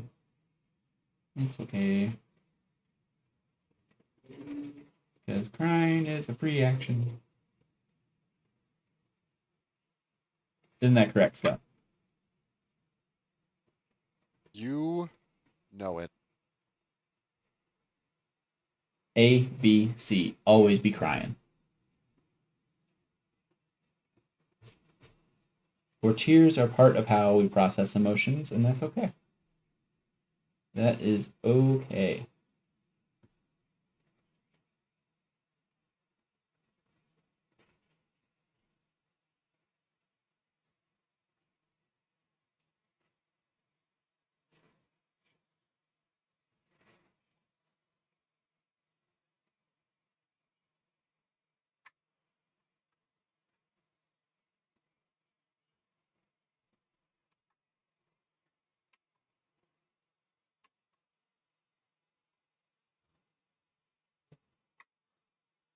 All right. I still cannot find my little water cup that I use for cleaning my brushes.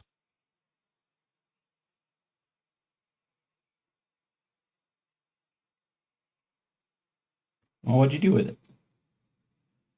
Well, there was a lot of things that were kind of lost in the sauce of Extra Life. Fair. Extra Life was very, very hectic behind the scenes, guys. I'm just going to tell you that right now. Very saucy. Saucy. But I did I found it. Apparently, it was in my suitcase. Oh, did you? So somehow it made it into my suitcase. I say, did you ever even do any painting while you were? Did you plan to do any painting while you were gone? On the first trip, Oh, yes, just to okay. wrap up the crew. But It did just like super zoom out again. Yeah, something's up with the huh, phone a little. Oh, do I have? I don't even think that's that. That's it. Everything's good.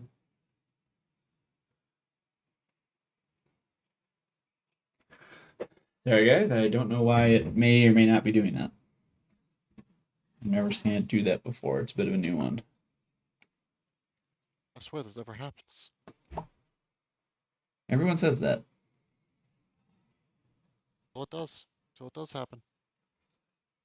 And yet, here we are.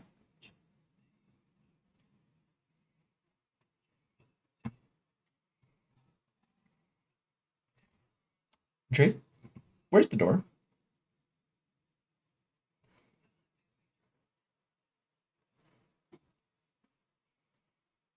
You know, if Paramount Plus was like actively usable, I might rewatch that show. That one was fun, even if apparently the guy was a creep.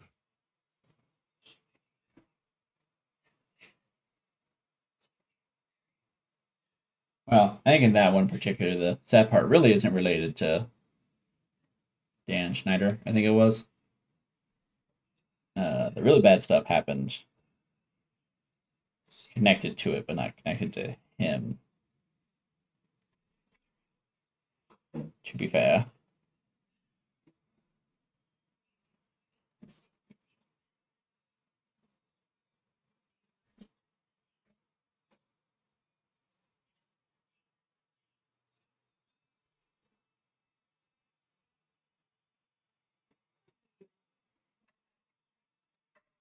Let's see, where is my Abaddon black? That's Corvus black. There's Abaddon. Yabba-dabba-don. Hey, it's already 9:30. This daylight saving things is messing me up. Well, that and all the jet lag. Still. And the jet lag does not help either, no. But like, also, I completely agree. Robert, it's pissing me off. What is that from?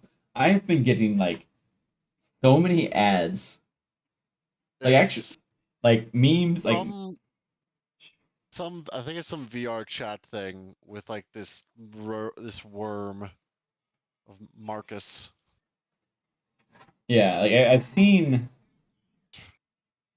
even seen clips of what I presume it is originally from. But like, I'm getting like full on ads for like T-shirts and stuff now. Yeah, it kind of popped off in the past couple weeks. I don't know why.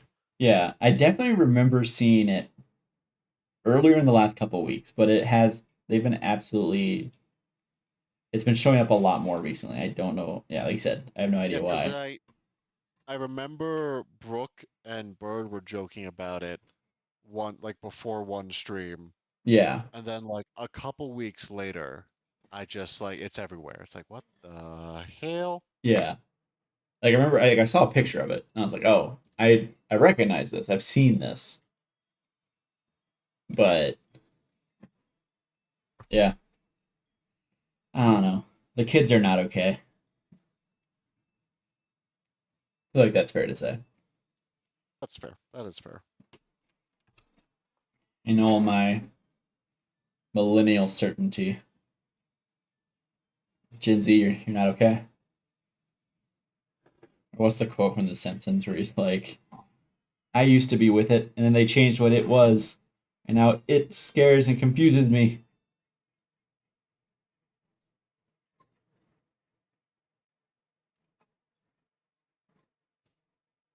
And then someday it'll happen to you too. No.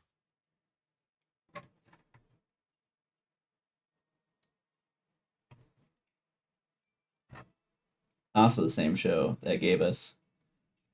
Actually, I'm not entirely sure on the quotes. I'm probably partially wrong, but something like, "I'll be in the cold, dead ground before I recognize Minnesota." Oh, yeah. I don't remember if it was Minnesota, but it was like some state that had been a state for a very long time. Yeah, It's not like it was like a new thing like Hawaii or something. yeah. So you think he's gonna say something like that, and it's like Minnesota or Missouri or something. I'm fairly certain it starts with an M. I'll be in the cold, dead ground before I recognize the state of Missouri. Which, like, having lived next to Missouri, mood. They don't call it misery for nothing.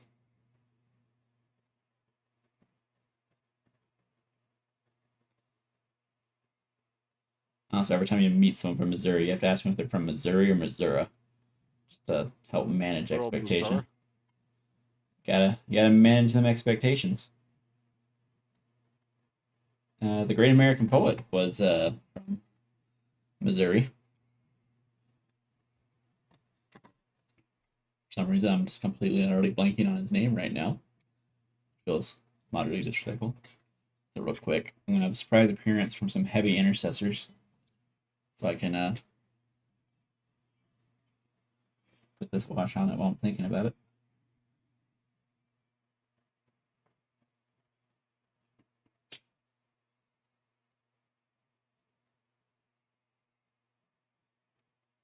Bet you still working on pile view. All right. Yeah, I hope everyone is enjoying the stream so far. Hope Scott hasn't told you guys anything too weird.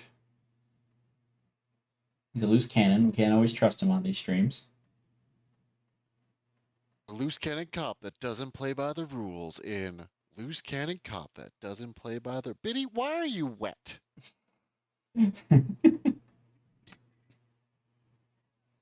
Why is your back right leg wet? She threw it up. Scott, No, it's like what? I'm hoping it's water wet. Is your cat okay? I don't know. Okay, like beyond what is normal for her, I should say. I think so. Okay. She hasn't thrown up since before stream. It was just I found a little extra, but I think she was in the sink or something. Hence why she's wet. Okay. Because you made a joke yesterday, and I feel like I just want to make sure you didn't accidentally speak something to life. Oh, about the big wheeze? Big wheeze in the sky.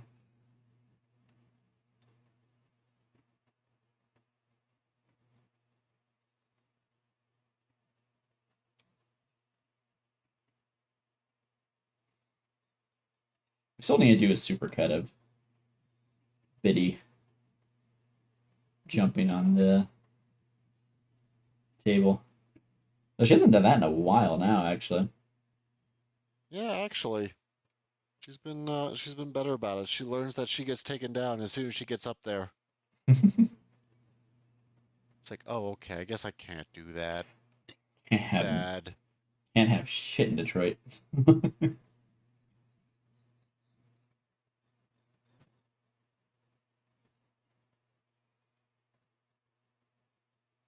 I said she doesn't even like really try anymore. I feel like she doesn't really approach the players. She'll like go over to the producer still and beg to be lifted, but she won't really approach the players.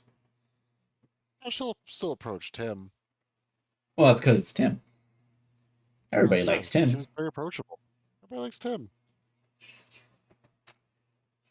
Tim the Toolman Taylor.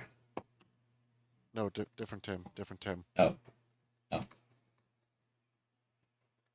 But sadly mistaken, chat. You made a mistake. Done messed up, AA Ron. Oh no! They're eating her. And they're gonna eat me. Oh my god.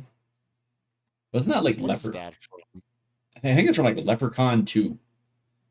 Okay, no, that sounds right. That sounds right. Speaking of things that will date us, because that was like not new when we were young. I remember that. That was like an 80s movie. Or series I've never seen it, but I think I'm okay with that. I've seen that scene, and I've seen other clips from it. I very distinctly remember seeing it. That was weird. I like accidentally covered the screen, and now it's doing like it's focusing more on the blue light than the white light. That's exciting. Yeah, I just remember seeing the like DVDs for it at like Walmart and thinking it was super creepy.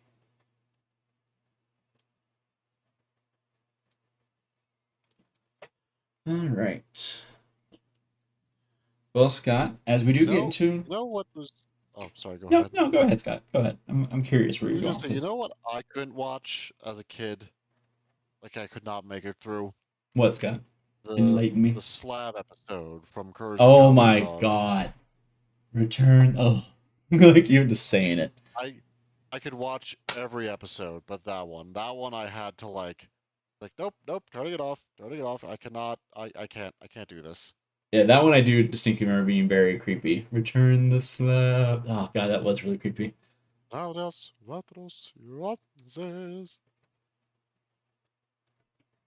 Yeah, Courage the Cowardly Dog was like genuinely creepy, and they knew it too because they like the art style leaned into it. They knew what they were doing. Oh yeah.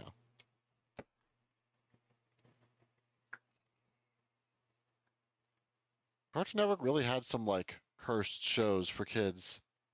It really did.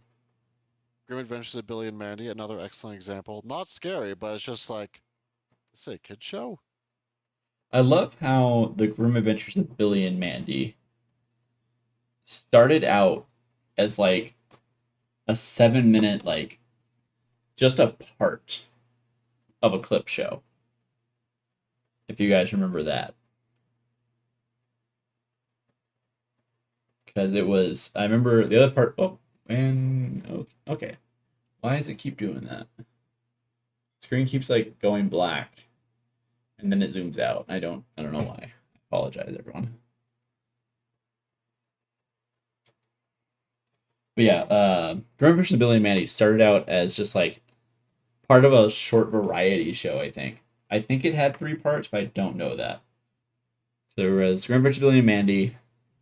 There was Doctor Evil Con Carne because he was the one with like his brain was on a bear. Yeah. That eventually got its own show too, because that was still like tacked on I think it to the Grim got Adventures of Billy and Mandy for a bit. I think it got absorbed into Grim Adventures of Billy and Mandy. They started on It like the did, but it eventually had its own show for a little bit. I know. I'm thinking is I think it eventually got reabsorbed back into it. Oh, okay. Yeah. So I remember the characters showed up in Billy and Mandy every once in a while. Usually in like I think they typically showed up in like little shorts. Like to break up the show a little bit.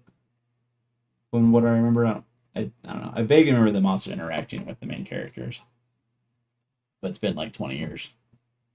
I think I thought there was a third show too, but I cannot remember what it was. I can't think of it. If there Yeah. was one. All right. Well, that dries. We're gonna take a break to go over and look It's this up. fun. Time. I know. I was like, wait, no, that was Dexter's Lab. Was it maybe Codename Kids Next Door? 'Cause I think they started in Variety Shoot too, with shorts. I don't remember. I don't think it was Codename though. I don't think it was right. No, I think the animation style for that is different enough. I don't know if that would be, It's fair. but also a classic of my childhood.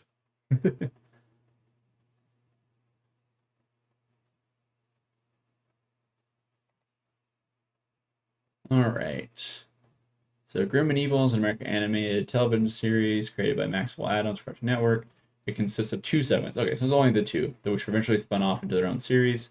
The Grim vs. Billy and Mandy and Evil Con Carne. It had 2 seasons, says Grim and Evil. Hmm.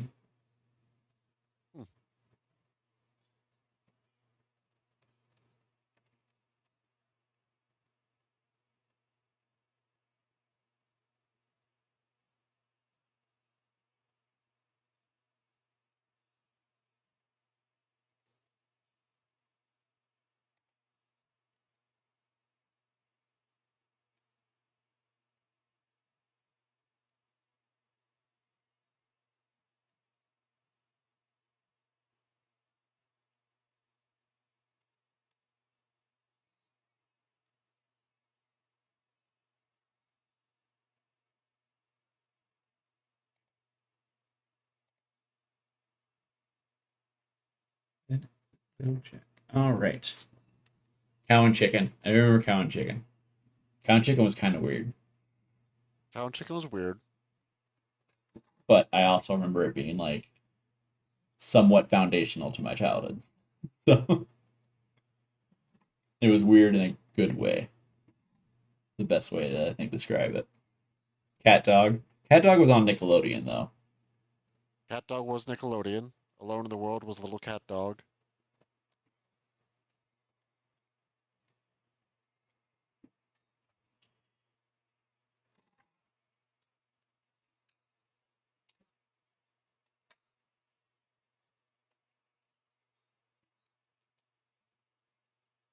Megas XLR.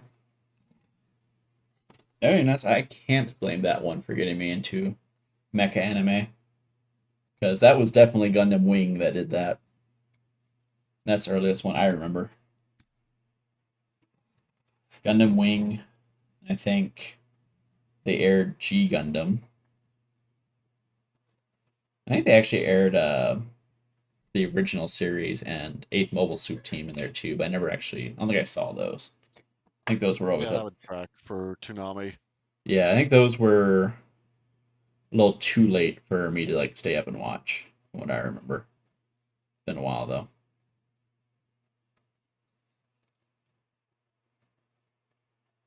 Yeah, Wing aired like in like 99, 2000. Wing might have actually aired initially before Toonami went to weekends.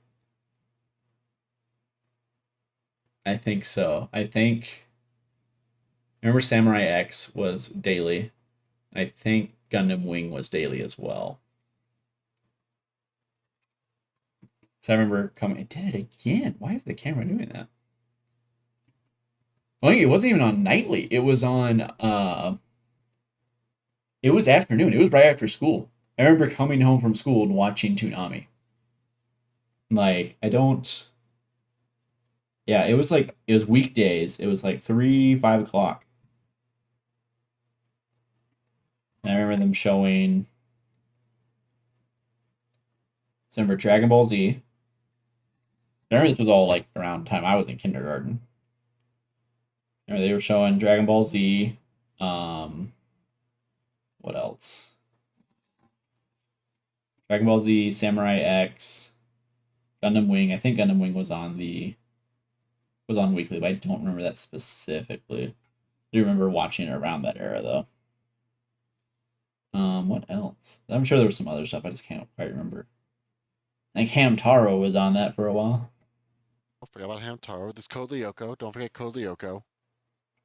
Yeah. I think Code Lyoko was on either right after or right before Hamtaro.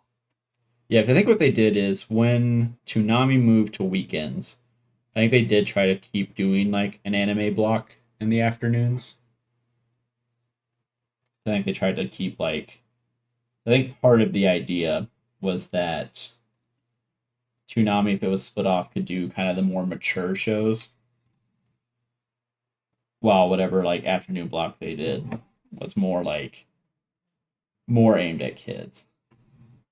So I do remember, I think this is more middle school. I remember middle school like Yu-Gi-Oh GX being on right after school.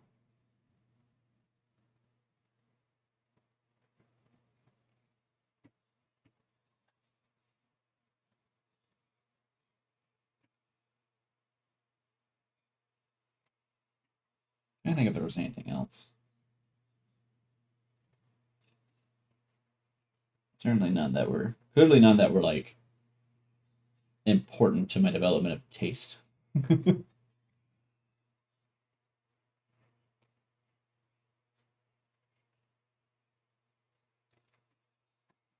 Oh, Sailor! I do remember Sailor Moon.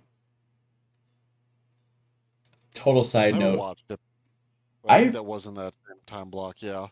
I don't know if it was in the day or not. It might have actually just been on its own.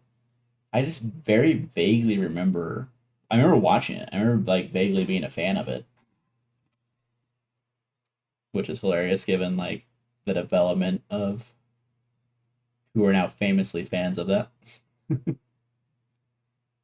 um, Oh, I don't want to get into it. okay.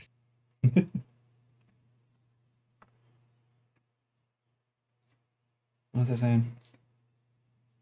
Yeah, I remember Sailor Moon. I think Sailor Sailor Moon. Moon was the daily. I don't know if it was ever part of the Toonami block. I thought it like pretty sure it predated it a little bit. It probably I think it played a role in why Toonami came out. It might have been on it later, but I think it predated it slightly at least.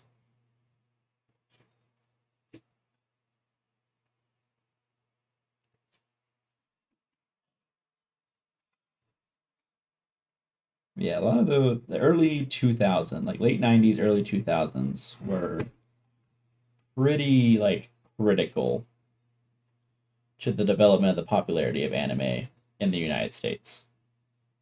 So that's really when you start seeing it like start becoming mainstream and being recognized as anime, because Japanese animation have been brought over and translated to the United States since the 1980s, right? Because Right. it was always cheap, it was always easy to do compared to animate a complete show. And there are definitely like predecessors to it, like oh god, was it Space Battleship Yamato? Got like a translation in the 80s, which is kind of Speed hilarious Racer actually. is like I think the first one. Speed Racers, yeah, Speed Racers was back in like the 60s. It's an old I one. didn't realize it translated in the 60s. I think so. I Oh, think I'm pretty sure it came over like a while. Like it was one of the early ones. Because some anime did get translated, I'm pretty sure, in the West. and that one was just so comically bad that it kind of gave anime a bad name for a bit. Probably. Let's see. Let me see if I can figure out when. It was a manga, 1966. Adapted into an anime, 67 to 68. Yeah. So it's adapted to anime by someone. It's 52 episodes aired on Fuji Television from April 1967 to March 1968. In the United States, the show aired in syndication at approximately the same time. Okay. Yeah, like it. I was like, that's pretty. I think I vaguely remember like, because I had a phase where I watched it a lot, and I think my parents like vaguely remembered watching like seeing it around as a kid.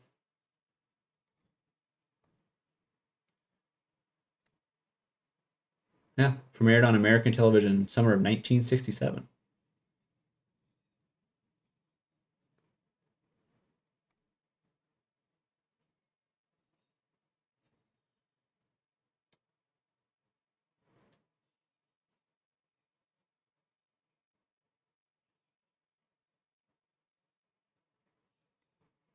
It did also get a live action movie, if you ever saw that. I saw clips from it recently, actually. I feel like it probably has not aged well. I actually, my mom and I went to go see it because, like I said, I did absolutely have a phase where I like loved it, and my mom was like, "All right, it's a live action. We need to go see it." And I was like, "You know what? Yeah, we do. Let's go do that. That would be fun." And I don't think it was bad. I think it was fine. I mean, like as far as anime goes, it's really not like the most like anime to ever anime. Mostly because it's relatively early from in the genre. So Right. it's not the tropes don't feel like even the ones that are like tropey don't feel the most tropey. And a lot of it is just kind of I'd probably say like superhero adjacent, at least in a relatively familiar way to most audiences. But yeah, I'm sure it hasn't aged well at all. It was very CGI heavy. I remember that.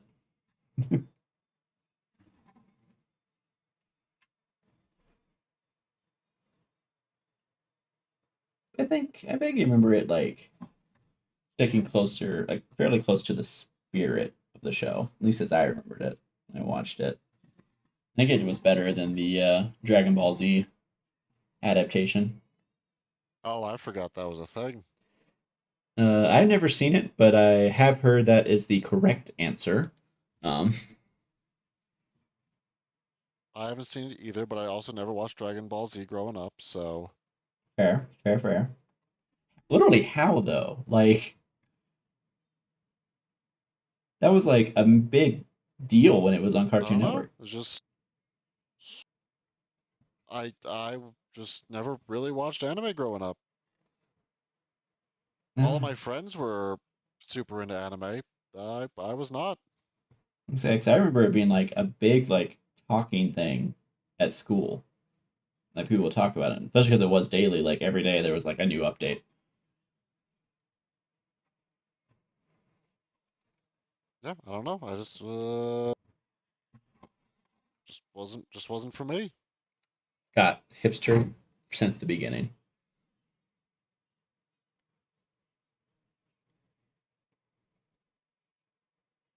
He was doing other things. He I'm not didn't sure watch if some of that's the. like I'm not sure if that was like a homegrown opinion of mine or something that I like got tangentially from my parents because my parents were very much like, "Oh, Speed Racer, that's terrible. You're not watching that."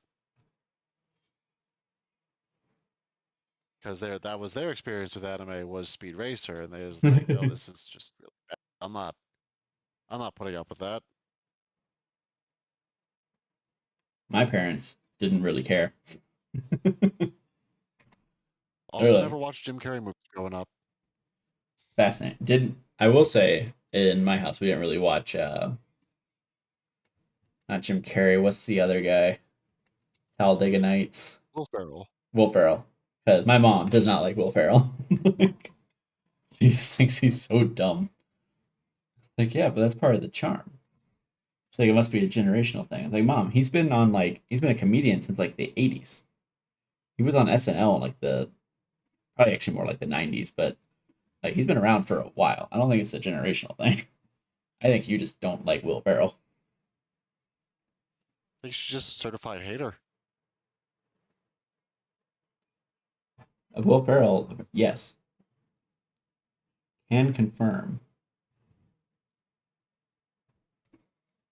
Yeah, I think after Barney, my parents were definitely a bit more hands-on with saying no to certain television shows, though. I think I benefit from the fact that I never watched like Barney. I don't think I ever Yeah, watched two. I watched it as a wee lad, but my dad tried to get me to not watch it. He said that Barney would eat the kids after each episode. Jesus. And I was like, oh, that's neat. So I kept watching it. Trying to catch it live. And the entire arc of your life suddenly makes so much more sense.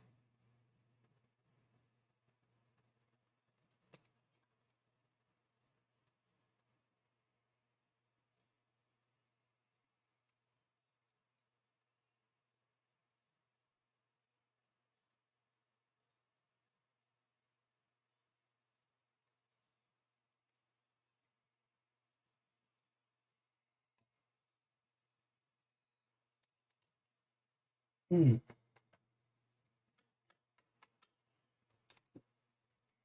Yeah, Andrew says the Speed Racer live action is actually good. Yeah, Yeah, yeah. I don't remember thinking it was bad or anything. I don't think I was just blown away, interesting. but it was close to the spirit of the show, like 110%, like for sure. No arguments for me.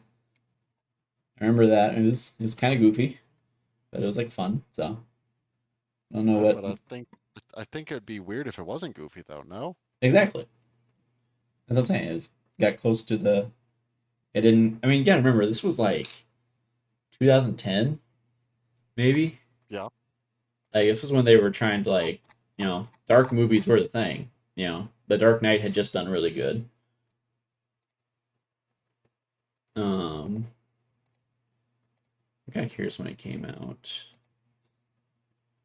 Action film.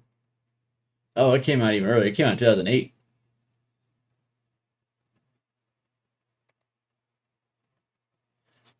Okay, hold on. My mind is a little blown right now. Give me a second. Would you like to guess who wrote and directed Speed Racer? Steven Spielberg. No. Oh. It was written and directed by the same siblings that did The Matrix. Huh. Yeah. That would explain the CGI. Yes. Fascinating. Truly fascinating.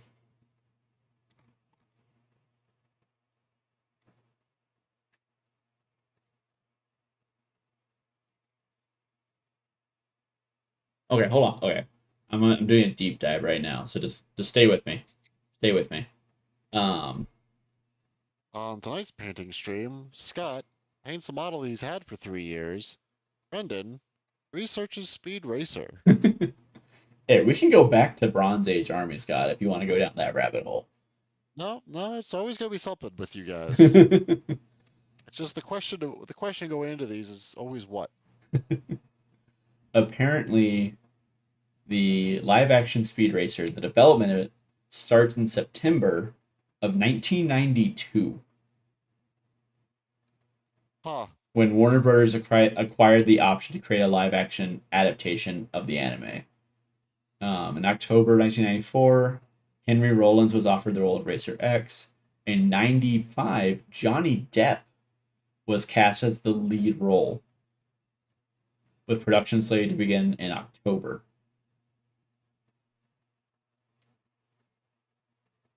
It said, following August, Depp requested time off to the studio for personal business, delaying production. However, due to an overly high budget, the same August, the director left the project. Depp, without a director, also departed from the project. Yeah, like it was just like a. I did not know it went this far back. I knew like obviously it had like a resurgence of like popularity in the '90s because like obviously that's when I saw it. I assume probably when it hit VHS is when it started to like see more popularity.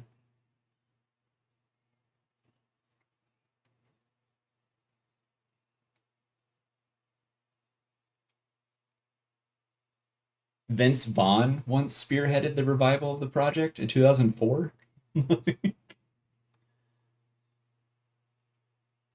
So it's just like some production that was cursed for years. Yeah, it looks like it was in kind of development hell. And then in 2006, the Wachowskis were brought on board by the studio to write and direct the film, and it went from there.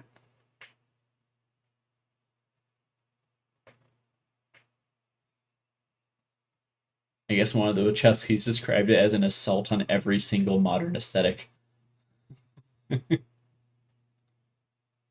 Okay. By like design. Yes. Said, however, contrary to the apparent mainstream appeal of the project, the directors decided to take the source material in an avant garde direction, declaring, okay, we're going to assault every single modern aesthetic with this film. According to one of them, representatives of Warner Brothers were initially, quote, gleeful that the directors chose a, quote, known entity that seemed like a good family movie for kids. But when executives reviewed the work in progress, they were quote, they were like, oh my god, are you insane? What are you doing? This is the weirdest thing I've ever seen. And they were like, yes, that's the reason we're making it.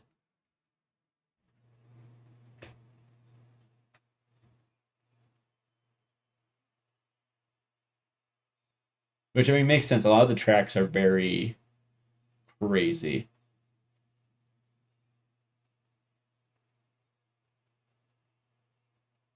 Apparently, at one point, they started talking about cubism, and they started talking about could you make a cubist movie?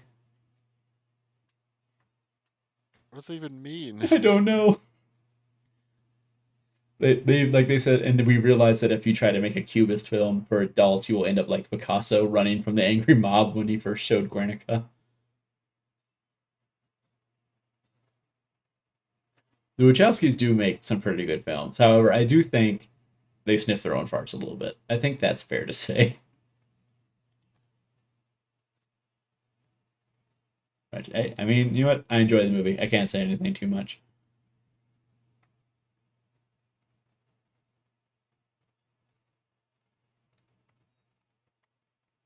Also, hello Tristan. Welcome to the stream. You came Hi, in during buddy. the middle of our Speed Racer deep dive, so welcome. There will be a test at the end, so get notes from someone else. I will also say we did announce it earlier, but the reason why we postponed yesterday is because we recorded a Thanksgiving special.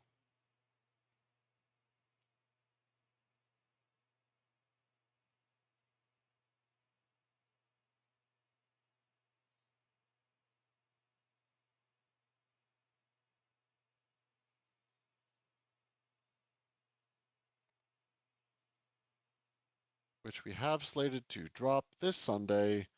Will we ever learn from our mistakes and record things more than a couple days before we plan to release it? Eventually, but not this week. I mean, for what it's worth,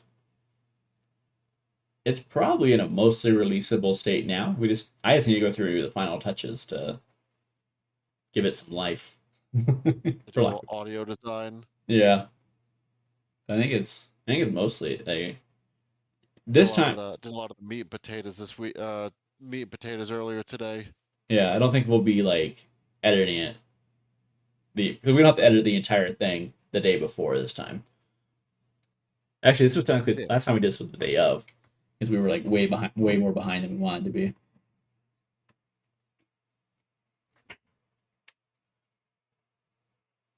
So you could say we learned a couple things this time. Also, Tristan, I have a paint wall now. Go team. Say Poland. I would say yeah. Apparently the Poles make a lot of hobby supplies. Good on them. Not complaining. They make good stuff.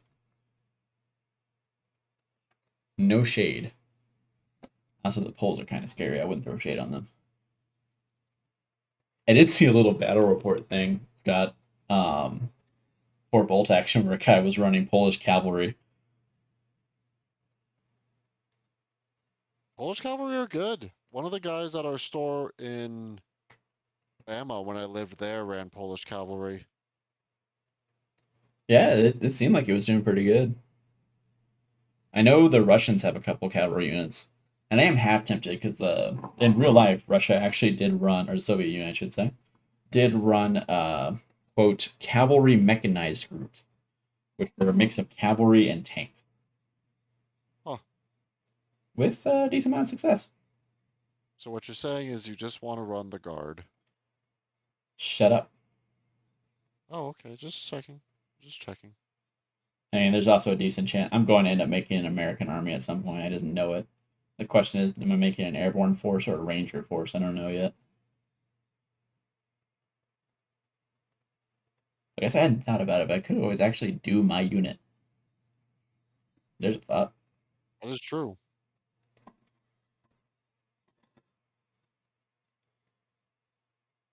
What was your unit technically? So, I got a couple options.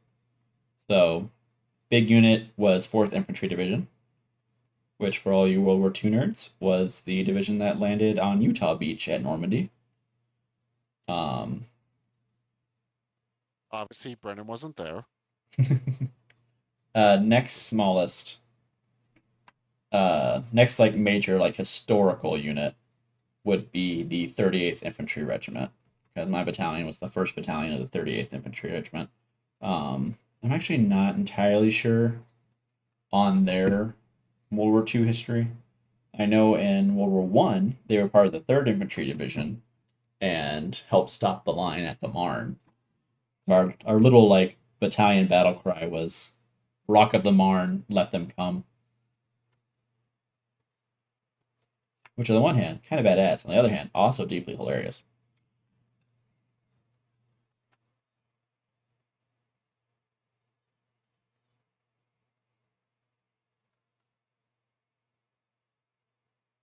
It's also kind of funny because that's like the motto of an entire division out in Georgia. Like the 3rd Infantry Division also uses that. Georgia, so I don't even know what that means.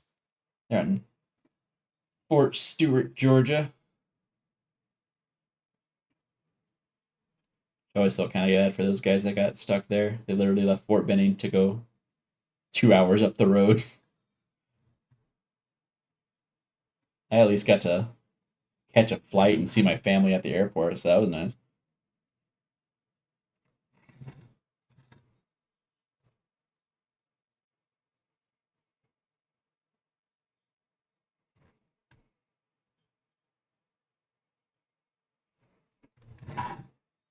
But no, I kind of want to do, like I said, an airborne or a ranger U.S. Army unit if I was going to do that. Honestly, I've got quite a few little groups and like weird things I want to do. Like I mentioned yesterday with what you call it, the partisan rules. Want to do like a French partisan force that just inexplicably has like a Soviet or Japanese tank. When asked for comment, they responded, "Don't worry about it." Brick, where'd you get a grenade? Basically that, but that's the Oh, entire army. oh. Yeah. Oh, mid 2000s, like early 2000s, mid 2000s, Steve Carell was something else. A man would do that, The Office, and then like Evan Almighty in the same period, Oh, I forgot about Evan Almighty. right? Which is hilarious that the fact that Evan Almighty exists is actually kind of insane, considering it's essentially it's almost the same plot as Bruce Almighty, essentially, right? It's the same concept, and it is a direct sequel, but it's like a kids movie. Like Bruce Almighty is very much still like a PG-13 film, right? Like a teen slash adult Right. movie, or a young adult movie might be the best way to put it. It's got a lot. It's got a lot of very like mature jokes. But Evan Almighty is not. It is 110% like a kid slash family movie. And the fact that these exist in the same franchise is fascinating.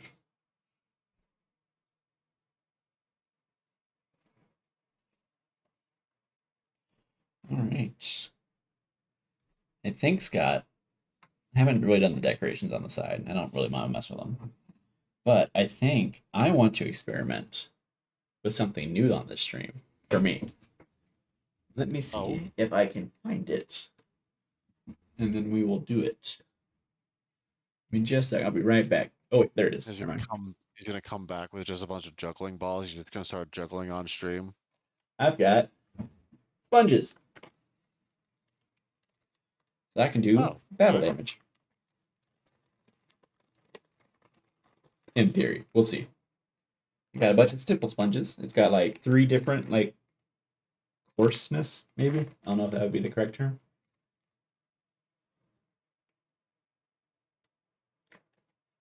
Bolt action is really fun. I just because Tristan was mentioning it. I really enjoyed the 2 games of bolt action I played.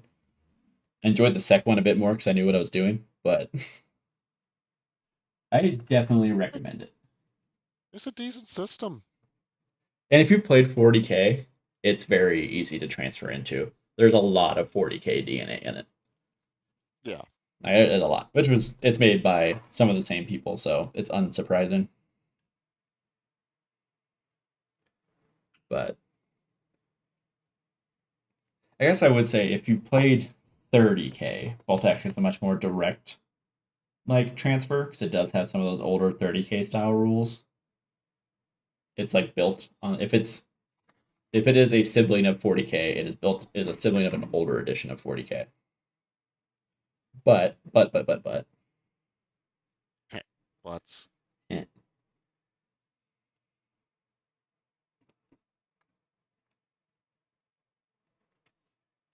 But it still has a lot of stuff that's familiar. If you played 40k, you're gonna be able to figure out the base like stuff of how it works pretty quickly.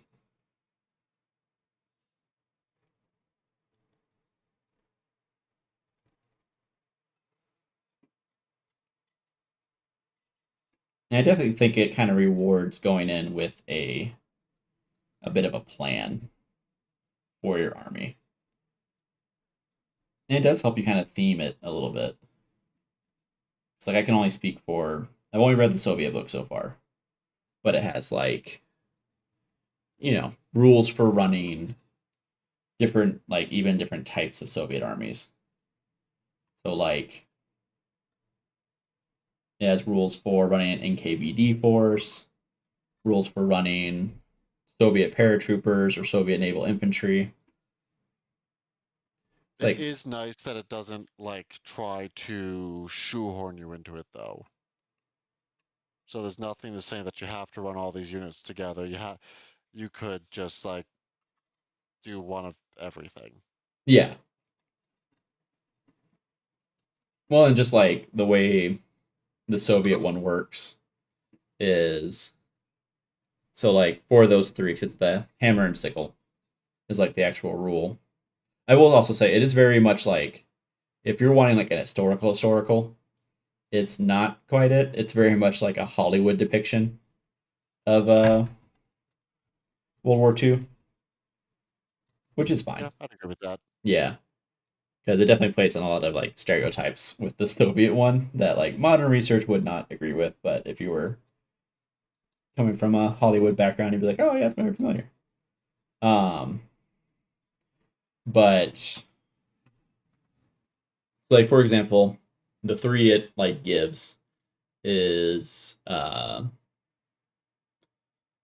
are the three? You got NKVD, Soviet Airborne, and naval infantry as like the specialist you can do. And so you have those actual like squads you can pick, and you can do that regardless, even if you're not doing other ones. But it also lets you like say, hey, I have this heavy machine gun squad. I want to represent it as a, you know, naval infantry heavy machine gun squad. So you can give it some rules that give it a little bit of,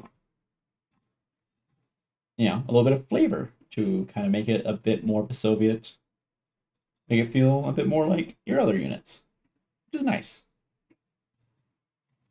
It also has a fair, at least Soviet one at least, has a nice little number of. Sorry, I'm doing stippling, so I'm trying to think a little bit while I do this. It has some nice like flavor unit picks that I like. Like it has a, what's the word I'm looking for? It has a factory built and like rushed into production T-34.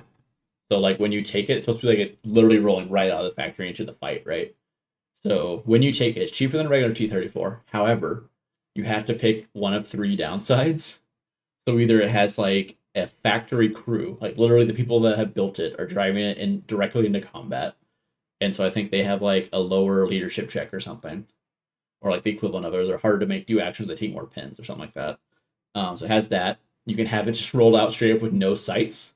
So it has a -1 to hit.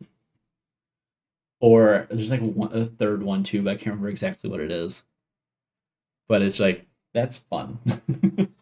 Yeah. That's a fun idea.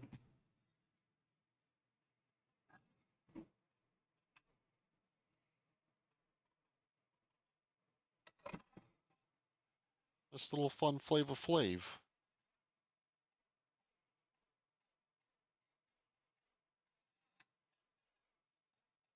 I will say though, so have you looked at the rules for the Japanese like Marines, the SNLF?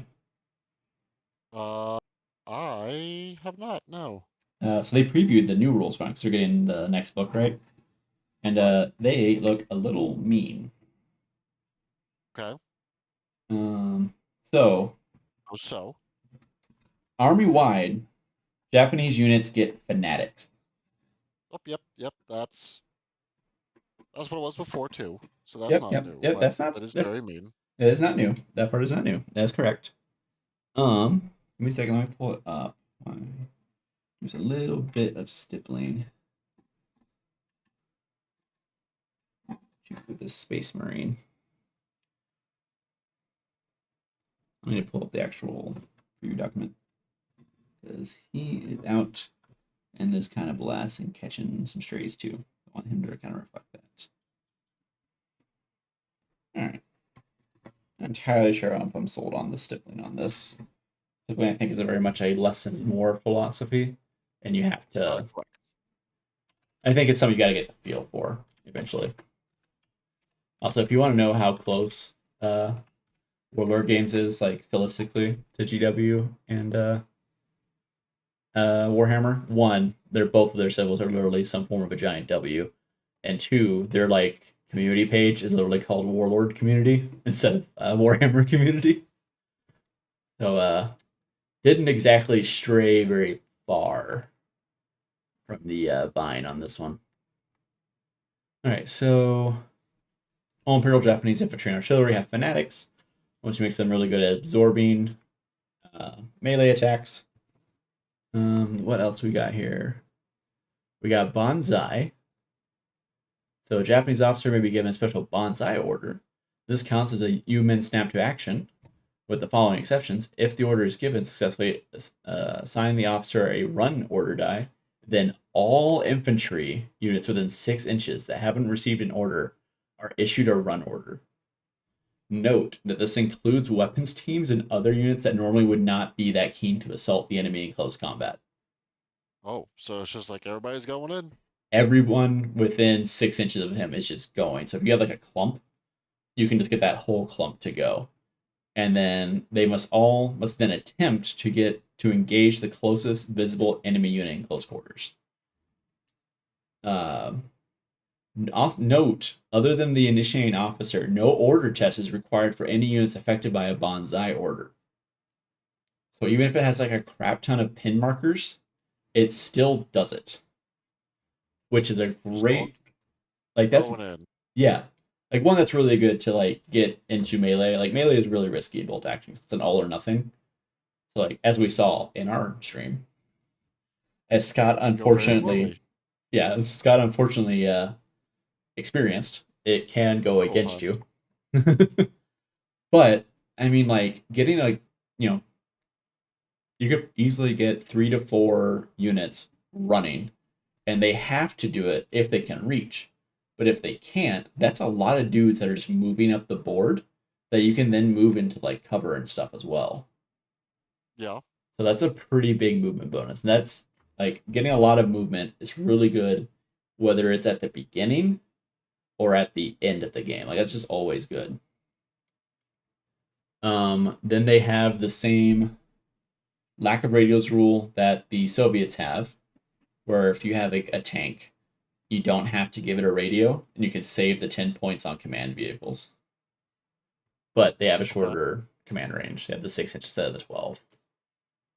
So this is where it gets kind of spicy. So the SNLF, if you take them or give like a unit the upgrade, I think it works basically kind of the same way as hammer and sickle. So if they're taken as veterans, you can give them a special rule for 1 point per model, where they can remove 10 markers when they successfully or remove 2 pin markers when they successfully pass an order test instead of just the one. Okay. They can also SNLF platoon commanders are also cheaper by 5 points. Or actually, where is it? Yep, platoon commanders are cheaper by 5 points. Company commanders are cheaper by 10 points.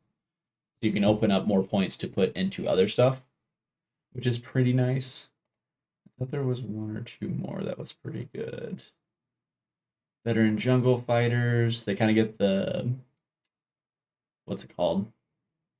The finish thing where they can come on the board and be in ambush when deployed. They ignore the -1 to outflanking. It says something about fieldcraft, but it doesn't actually tell you what it does. But it's apparently to light I forget howitzers. what Fieldcraft does. I think that lets you ignore difficult terrain or something. Okay. So it says it applies to light howitzers and light anti-tank guns, but not other artillery units. Okay, maybe that's not what it is then. I have no idea. I do like the Do home defense. you still Like, have go my ahead. book? Do you still have my book? I do Or did you give actually. that? I still have it. Remind me, and I can give it back to you.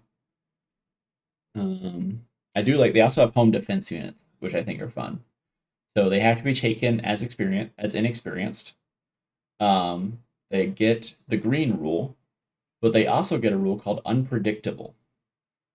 So if you fail an order test to get them to do something, so like in bolt action, when you have pins, you have to take an order test to actually make them do something, and that affects that. They're unpredictable if they fail it. So you roll a d6. On a 1 or 2, they go down and take d3 pin markers. Nothing crazy. 3 to 4, they just go down, no pin markers. Cool. But my favorite one is 5 to 6. They immediately make a run order to try to get into melee. Oh God.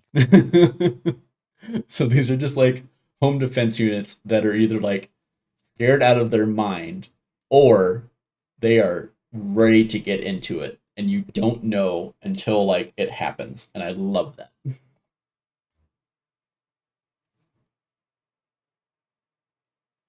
All right. Then you have paratroopers. They have to be veterans. They must be given the tough fighter special rule for 1 point per model. SMGs only cost 3 points for them instead of the usual, I think, 4. Which fair because SMGs give them tough fighter. Oh, okay. I know that. Any infantry unit, with the exception of medium machine gun, medium mortar, and heavy mortar teams, may be equipped with bicycles for 1 points per model, which is fun. Bicycle. I think there's like some, I think it's an American unit where you can just get an absurd amount of like pre-game and turn one movement. It's like over 24 inches all told. Like it's genuinely insane. But yeah, I think Japanese should be interesting. Like they're gonna have like they're very much gonna be a go turn army with bonsai, and it's gonna be like high risk, high reward, but it's interesting. I think they're an army that you want to really focus in on their platoon leaders. Also, there was one more rule I forgot to mention. SNLF also have bitter rivalry because they're like Navy troops, not Army troops. So like their UN snapped action ability, including a bonsai order, only affects other SNLF units. So like Japanese army units won't listen to them, Okay. which is fun. I like that. Yeah, that's fun. That's fun. Got a little Flavor Flav to it. Yeah, I think it's fun. Tristan says showing up for your battle against the Japan player with a uranium glass bottle of Jack. That's just aura farming at that point. That's not even fair. That's just mean.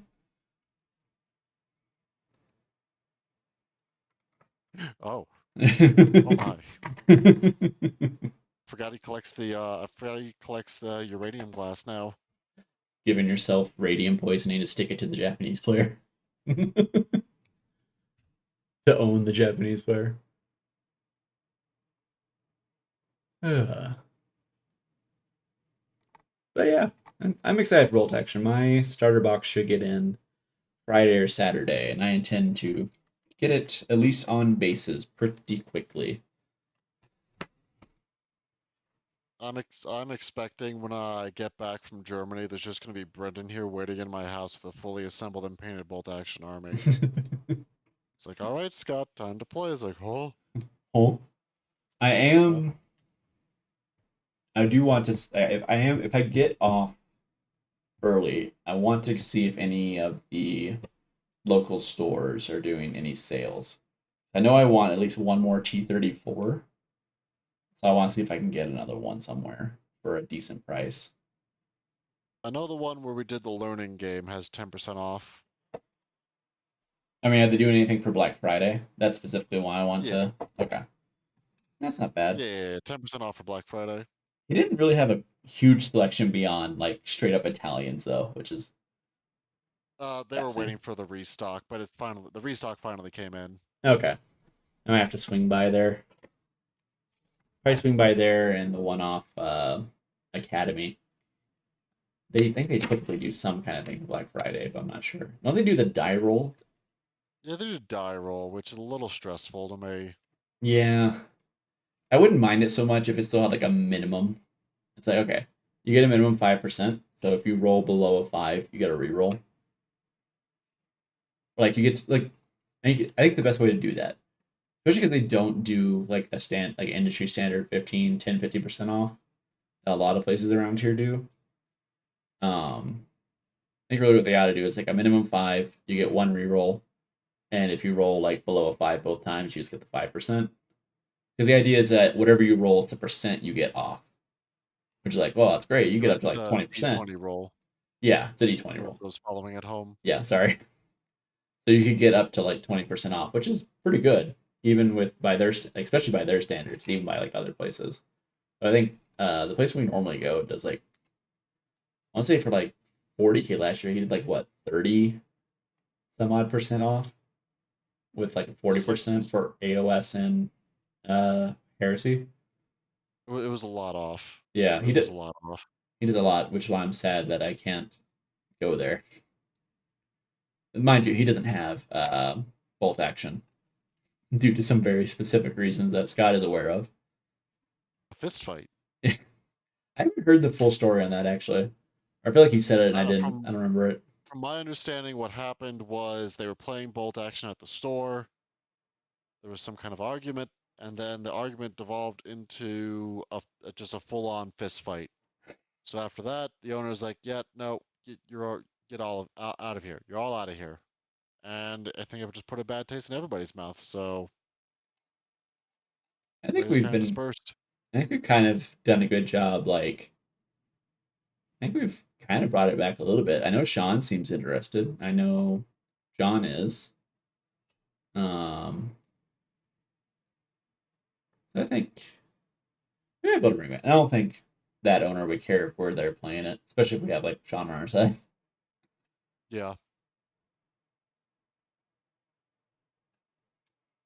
Well, Scott, it's getting to be almost 10:30. Yes, it is. I am fairly well caught up with mine. We can kind of keep going if you want. I'll put the ball in your court a little bit. I mean, I don't. I had to get up, take the dogs out, but I don't have to actually be anywhere tomorrow early in the morning. So I don't care if we stay up a little bit. But Okay. if I'm probably down to stay up a little bit longer. I want to try and get in these block colors at least. that's fair, that's fair. I can work on a couple little things in the meantime. You want to go to like 11? Sure, that seems like a good rule. It's a Good good safe goal for spot. me. All right. I will do a couple of things. Actually, I don't know if I need that out. Get this. Then I shall consult the wall of paints.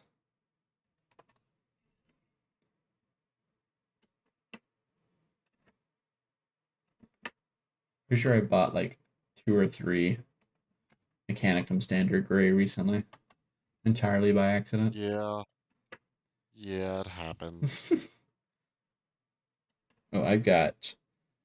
Oh, it's Bezel Canum Gray. Actually, I think I did this one on purpose. I think the other one settled a lot. I'm a little unsure how good it is. So I'm gonna use this newer bottle instead. Alright, so we will set the Vindicator aside. Because he's basically done. You guys can't see him super duper well. Let me see if I can kind of. He's got a lot of battle damage, but it's a Vindicator. Siege tank. Doopa He gets doopa. stuck in there. Alright, so we'll kind of set him over there. I'm actually going to pull out these Sanctifiers. So there are a few of them that I wanted to give kind of a gray pants sort of thing. So I'm just going to go Bring and do me that now. my gray pants. Bring me my brown pants. Bring me my red shirt. There's 30 enemy ships on the horizon. Bring me my brown pants. Shout out to everyone who almost certainly doesn't get that joke.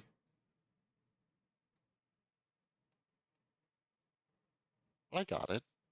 I mean, the joke's pretty straightforward, actually, but like, technically only part of the joke. There's a whole part that like explains it. That makes it a bit more like obvious. Makes it a little funnier, I would say. You know, added context and whatnot.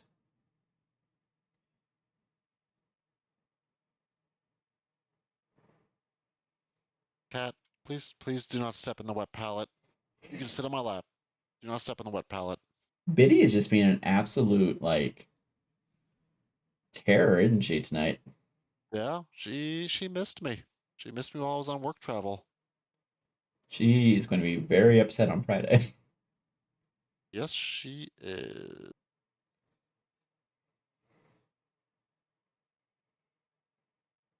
Or Biddums. Poor itty bitty kitty But committee. Jeff and Faith will be watching her, so Oh, that's nice. Are you taking her yeah. over there, or are they just like coming by? I think they're gonna be coming by. Oh, okay, It's because their cat doesn't do well with new cat. that's fair.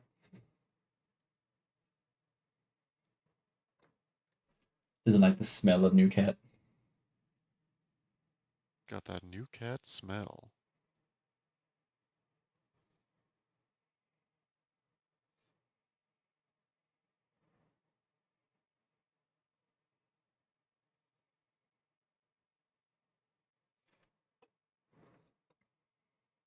It smell like new cat in here.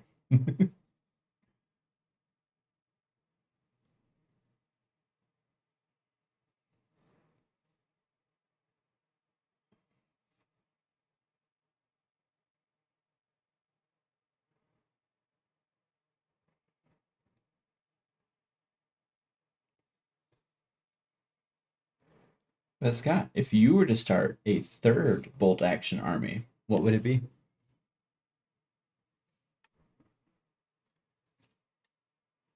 I don't know. Probably like partisans or something silly. Very nice, very nice. No. Um, though I think if anything, I'd probably want to flesh out my Brits a bit.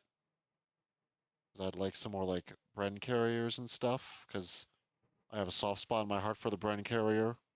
What is like the theme for your British force? Uh, there wasn't really much of one. It was like kind of airborne at first because I wanted the Tetrarch, and then it just kind of That's fair. I was gonna say it's kind of eclectic. yeah, it just kind of became a kind of an eclectic collection. So It's fair. yeah, yeah. Originally I was going for originally I was going for the airborne thing. Then I started to pivot more towards like a combat engineers unit with the Churchill Avray, Mm. and I got some like British engineers and everything. But then it just kind of fell by the wayside to the finish. I mean, your fins are good. They look cool. You like my fins? I think I need a couple more units for them now with the new rules, but Oh, new units like what? probably some more infantry or something, maybe some machine guns. I don't know, Fair. I need to like sit down and think about that one, of like what I want with them, because the building rules are much different than they were when I put them together. That's fair. Where is my Gilliman flesh? There it is. Look, I know I have it. I haven't used it in a while, but I know I have it. Hey, it's Swedish friend. The Swedes, Hi, notably, Swedish friend. do not have rules in bolt action. They used to, Did they? I think. I think Norway has. I think the Norwegians have rules. I thought I saw a PDF that was Norway, but I didn't read it. Well, Could be wrong. Been wrong before. Will be wrong again. Is wrong. Will travel. I'm not too proud to say that I won't be. So, But you are proud enough to imply it?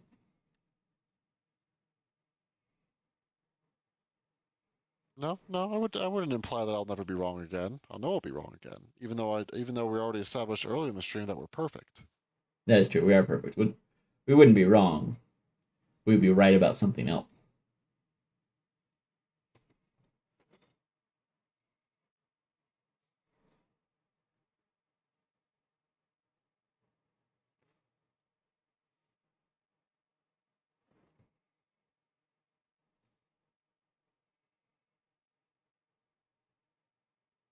What think,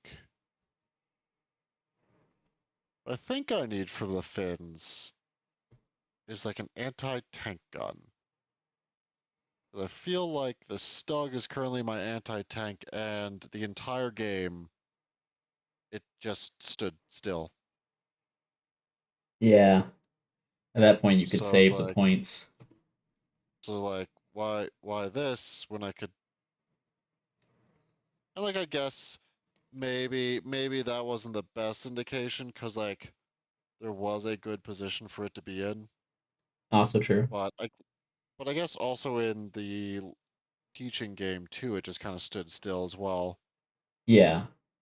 But again, in the teaching game, I was in a good spot.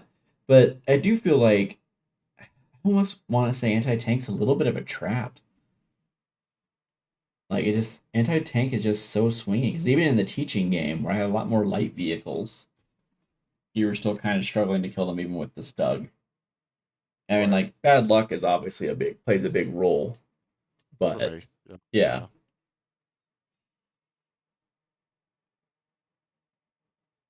because like honestly, because like I am running two T-34s. I think like some anti-tank is good, but like the anti-tank part really isn't. That's why I'm running the T-34 85s. They have the bigger gun, but it's not really like the reason I'm running T-30. I'm running tanks because for Soviets it's kind of a double-edged thing where it's like, okay, I have tank riders, so I can run. If I run them, that gives me some extra, basically free transport that is actually really good in shooting. So it's really easy to justify. But also like it gives me a mobile machine gun platform. It gives me something that you have to like focus on to kill. And it's like they're just like great distraction carnifexes too, for lack of a better term. So what I really need is a What's this stuff? It's it's a Stug with little assault gun on it, with little howitzer on it. Oh, that not just a Stug 3? No, no, Legally distinct? really distinct. Oh, Might be based on the Stug 3 chassis, but yeah, no, it is its own thing. I don't think the Finns can take it, but oh. it is a thing. Well, that's unfortunate. It is unfortunate for you. How is it unfortunate for me? I don't know, How because it is you exists. how is you not being able to take something unfortunate for me? Because it exists out there in the world, ready to stun you. I don't I'm not worried about it. Because I'm only ever going to play against you pretty much. So if you can't do it, it means nothing to me, Scott. Well, guess I gotta figure out how to do it then, huh? Or not. It's optional. Oh, you're not respecting the life. Still life. Still life. That is cleaned up, I think. Oh, nope, there's a spot that I missed. Swedish friend does say, quote, wait, we had rules? Upside down question mark and thing. Is that a thing in Swedish? Upside down I exclamation point and question mark? Nope. thought they had. Side note, is an upside down question mark and like exclamation point thing in Swedish? Because I only associate that with Spanish. I do not associate Oh, that with literally any other language.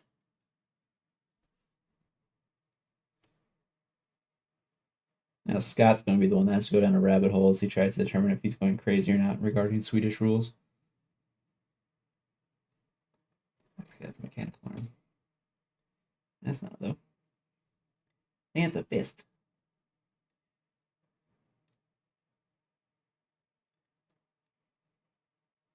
Also, best of luck with your exams, Swedish friend. You suppose it is about that time of year. oh, yeah, I guess it is. Good luck. Good luck, have fun. Don't die. GG, too easy. Yeah, that's what you'll be saying at the end. Scott's got spunk. It's got moxie. I like you, kid. You got moxie. Did he just say moxie? Call me. You and me both, Tristan. I hoping one of these days to actually like get a learning game in with some borrowed stuff. That and for Legion Imperialis is the other one that I've been really wanting to take a stab at.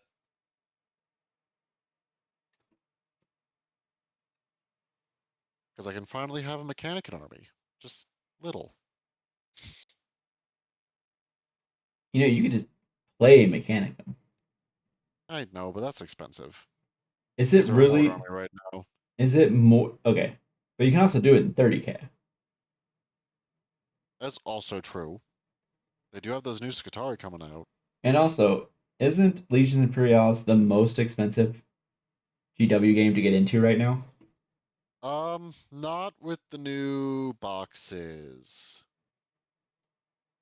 It's pretty approachable now with the new boxes that they've been putting out. Well, don't tell So me it is that, not. Scott. Sorry, what? Don't tell me that. Oh well. Nope, I'm getting into bolt action. I can't justify getting into these Imperials. Doesn't mean I won't, just means I can't justify it. Those are two very different things. Right. But just think of it. It is small.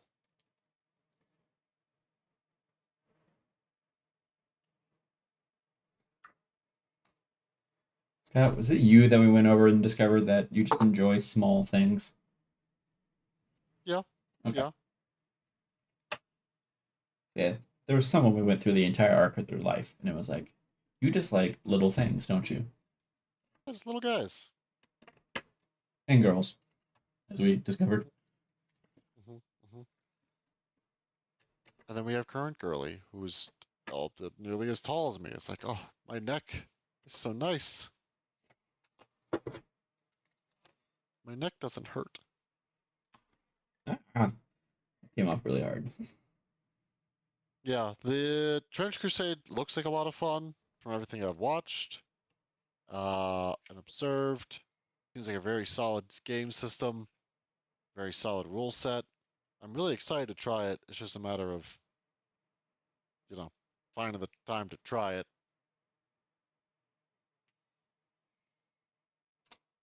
Also, it seems Because I our have a bunch. Swedish friend is not familiar with the terms spunk and moxie. If you want to walk him Uh, through that. no, I'll leave that one to you because I don't actually know a good way to define it. You're the English major here.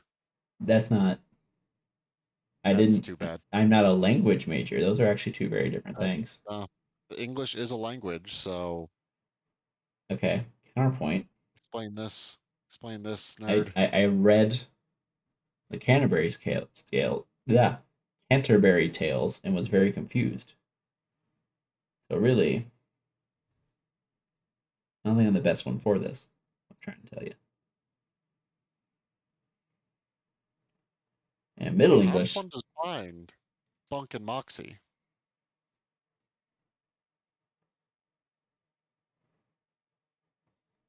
Like everything else I can think of is another slang term. Spunk has a Like few meanings in the modern era, but we're not going to get into some of those. Do not Google that. it's like a little bit of fight here, I guess, right? It's like Kind of like fight, like a little bit of energy. You got feisty. grit. Grit could work. Feisty, yeah, spicy for Chutzpah. modern slangs.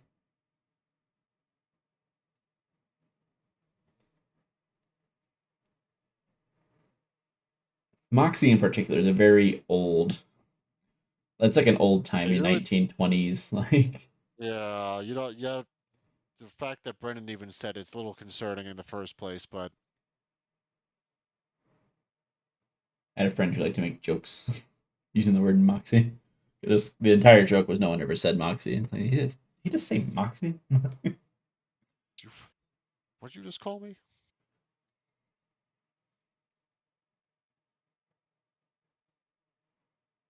No, the best I can think of is like how someone would say it. Like, yeah, moxie kid.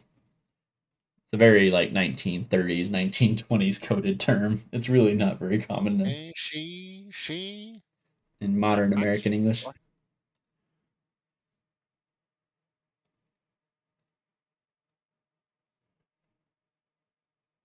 Also, wanting fire someday.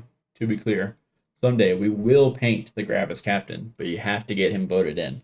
That's the trade-off. If it's One day. being voted, it's not a backup.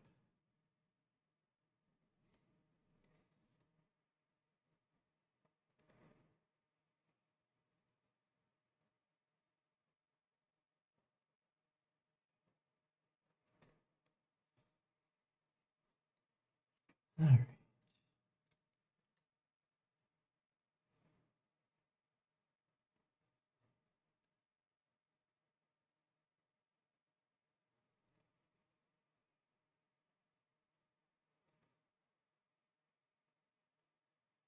go through, get all this tubing done at least. I think I'm mostly there. Totally. Tubular. It's 40K. That means it's got random tubes.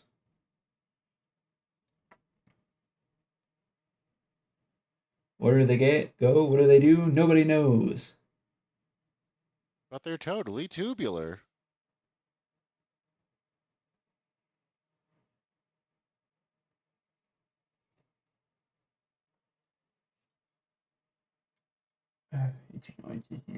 Noise.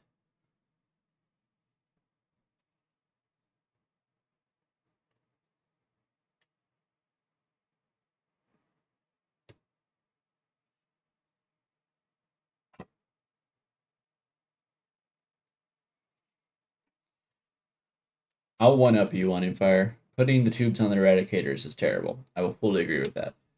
I will say though, putting the tubes on Tempestus Scions is even worse. Especially the older one, not the new Aquilin kit. Oh my god. Did I hate it? I hated it so much that when I did the Aquilin kit, I very specifically did not, because they don't have to take tubes, they're optional. So for as many of them I could, I did not take tubes. And I regret nothing.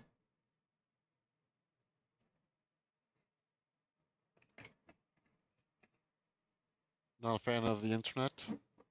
It is a series of tubes after all. I don't actually know what that's from, but I have no idea what you're talking about. I'll say not since the 1950s, unless we're in the Fallout universe. I'm not sure it would be better or worse.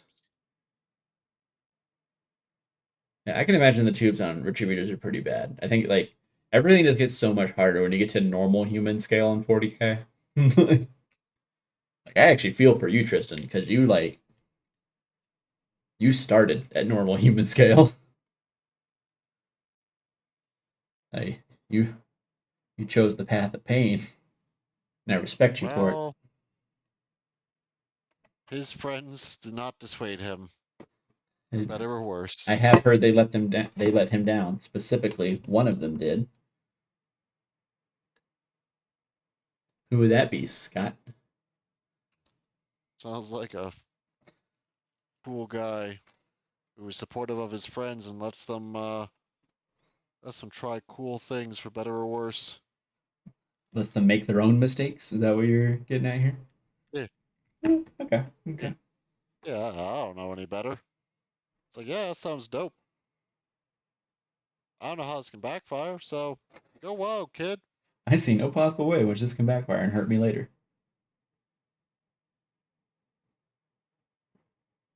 I mean, at least this hypothetical person would have said this, not you though. Right. You would have been a great friend and stopped them from making potentially harmful mistakes.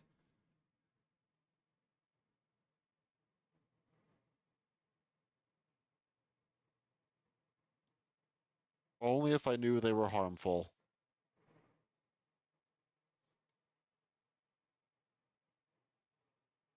I feel like you should have known. You play Tau.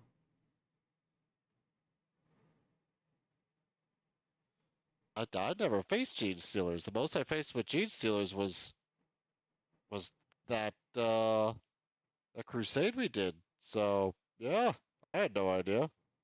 Okay, but like I'm talking modeling though. I guess that's fair. Yeah, modeling, you should have known the pain of doing, something human sized. Well, we don't.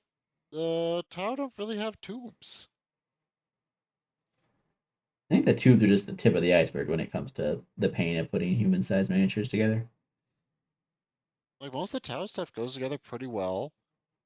The biggest pain is magnetizing crisis suits, but like I think crisis. Tau kind of benefit a little bit from being older Huh? models where they're a little less detailed.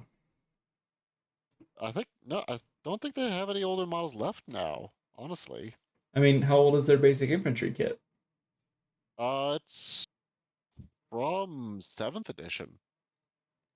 That's what I mean. I'm thinking like when I'm saying Because older, I they, don't mean like old. I mean pre.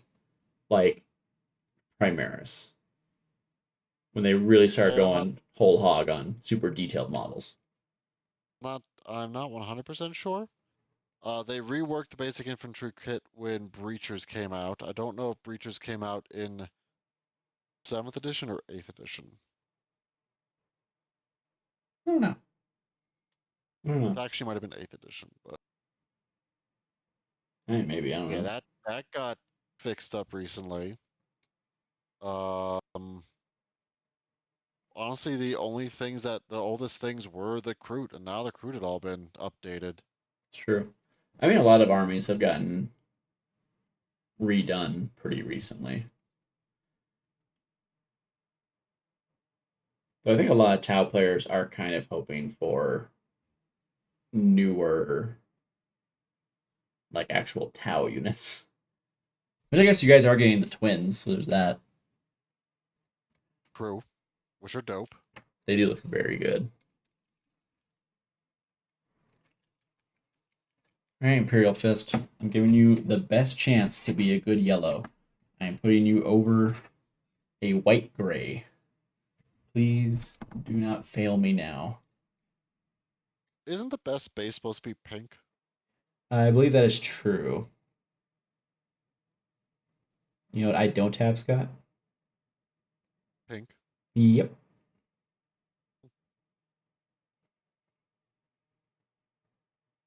So you're not giving it the best chance of what you're saying. Shut up. Giving it the best chance with the resources that you currently have at your disposal. You know what else is pink?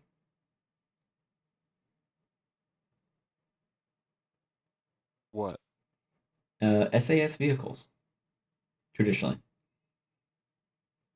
Huh. I believe it started in World War II, but I know most famously recently it was used in the Gulf War. But yeah, a kind of dull pink is actually a really good desert camouflage. Oh, I think I might have known that one. I didn't know that one. Yeah, probably. It's not like an uncommon thing. I know it's like, I'm pretty sure it was used during World War II, but it's more known for the Gulf War just because it was, easy access to pictures in color. Actually, really readily visible to the public at large. Actually went on pretty good. We'll see how it dries, but that looks pretty good.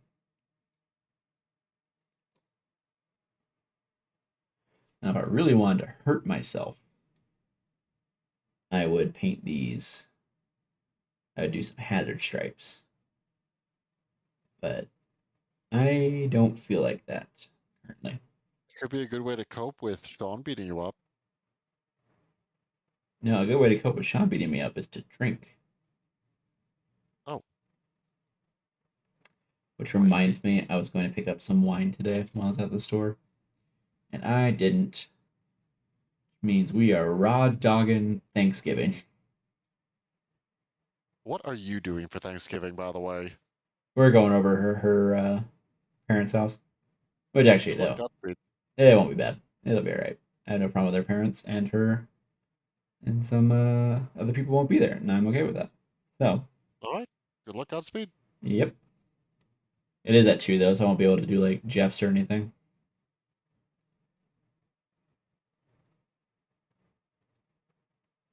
And you, Scott?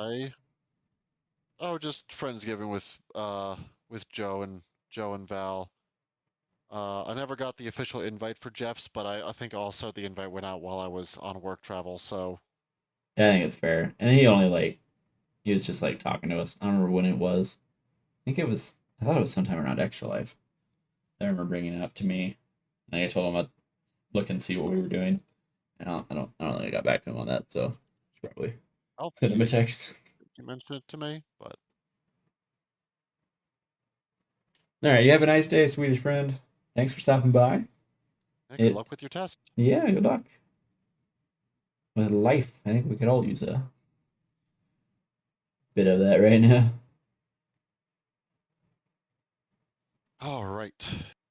Just have this one engine. on Thrusty Boy to block in, and then I can glue this stuff back together. Actually, I'm kind of curious. Tristan, you did say you had the Soviet starter box. Which one do you have? There's like 3 now, I think. At least there were 3. I don't know if all 3 are still on the market, but I think there were 3. I think there was a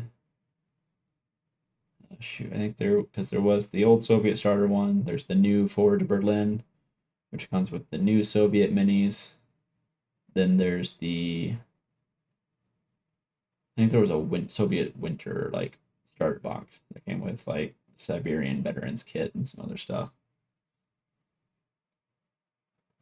By and large, I think they're like mostly the same, but with small differences. Like the Ford of Berlin is supposed to be like a 43 to 45 box. So it's got like a T-3485. It's got lots of T-34s and SU-85s. I don't know what that is then. It might be one of the theme boxes they do every once in a while. Good night, Wanting Fire. You have a wonderful I want sleep. fire. Happy Thanksgiving. Yeah, happy Thanksgiving. However you choose to celebrate or not. I think Thanksgiving is one of those holidays where most people, quote unquote, celebrate it just to get time off from work.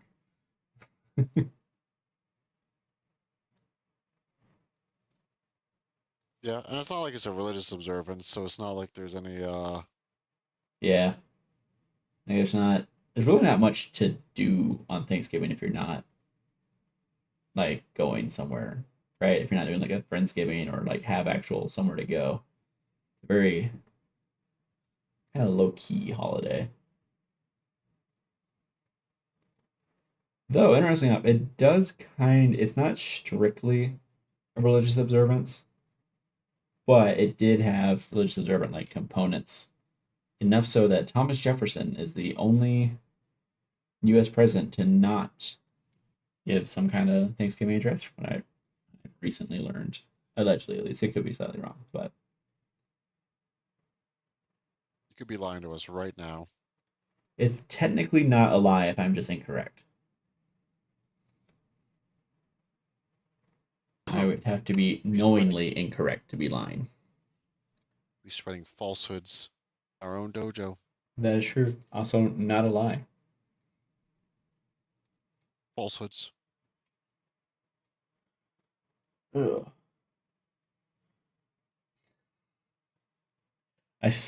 Side note, I found a YouTube channel recently, or I guess it's probably on like Facebook or something. But it's like gentle parenting your like terrible relatives, Oh, and I love it. okay. It's fantastic. I highly recommend it. I don't think I could do it justice by just describing it. I think you guys would appreciate it. Imperial Fist Yellow. They went on really good. It was nice.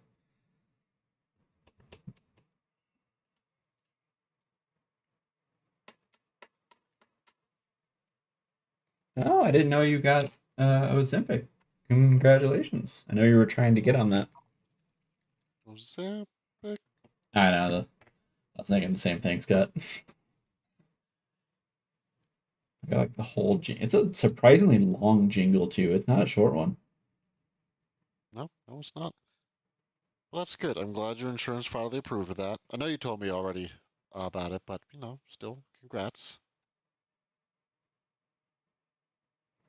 Congrats and Godspeed. Honestly, even if I got approved for it, I don't know if I could do it because it's like a shot, and like I can take shots. I don't know if I can give myself a shot. You have to do the battlefield thing where you just dramatically inject yourself with it.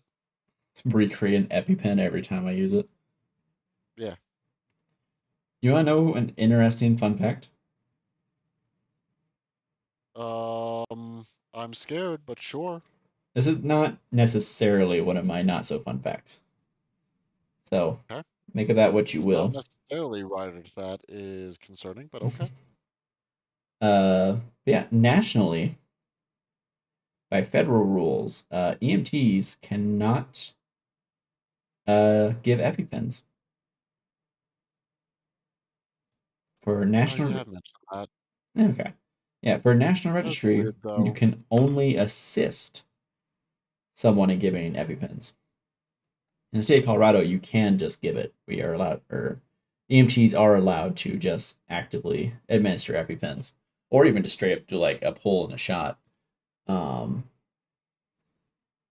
yeah, nationally, it is a no-no. It's weird. It is. Because I feel like if But why? someone, I don't know. I genuinely don't know.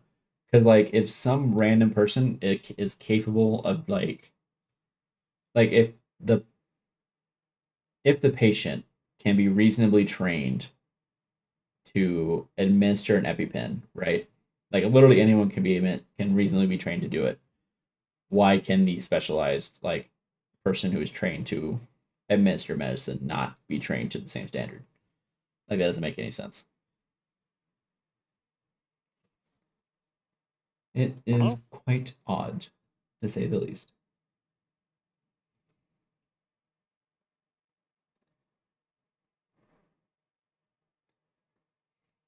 Side note, that is kind of the way I said odd reminded me of a British like comedy skit I saw recently. It was like how to stay hidden or how to stay hidden. And it's like in this field there are 20 people, such as like Mrs. Robinson. Mrs. Robinson, can you please stand up? And then she stands up and there's just like a rifle shot and she falls down. Oh my god. He's like, the first lesson of staying hidden is not to stand up or not to like be obvious. And like he does like two or three other people. And he finally does another one which implied that like behind the bush and like, please come out from behind the bush. And then they don't. And like, he has learned the first lesson to stay hidden. But we have ways of getting him out, and the bush just explodes. And I think there's like there's like one or two other bushes. And I'm like, I hear you say now, but how do you know he's not behind the other bushes? Well, we have that figured out too. The other bushes just explode. I love British humor. Absolutely unhinged, and I love them for it. Well, Scott, we are hitting the big 11-0. Yeah. I think it's probably time to call it one way or another. I think it's about time to end the stream for now. Would you like to talk us out while I do some fancy leather shoes real quick? All right. Thank you all for joining us. Sorry for that we were a day late, but we're not a dollar short because we are bringing you our first pre-recorded 40K battle report this weekend. In the form of a Thanksgiving special. So please be sure to check that out when that drops on Sunday. And then next week we should be back to our regularly scheduled programming. We might have a little delay on the thumbnail for the regularly scheduled stream for next week, but yeah, it should be fun. I'm looking forward to it. And of course, if you haven't, please be sure to like and subscribe. And I If you're think watching here at that's the it. end and you're Aside not from Tristan, so clearly you like it, you should subscribe so you can see more of it. That's all I'm saying. yeah, Throwing that out there. yeah, that's right. He speaks truth. Speak And of true. course, from the Neuro-Heretical family to yours, please have a happy, safe, and gluttonous Thanksgiving. If you celebrate. And if you celebrate, Otherwise, have a if not, decent Thursday.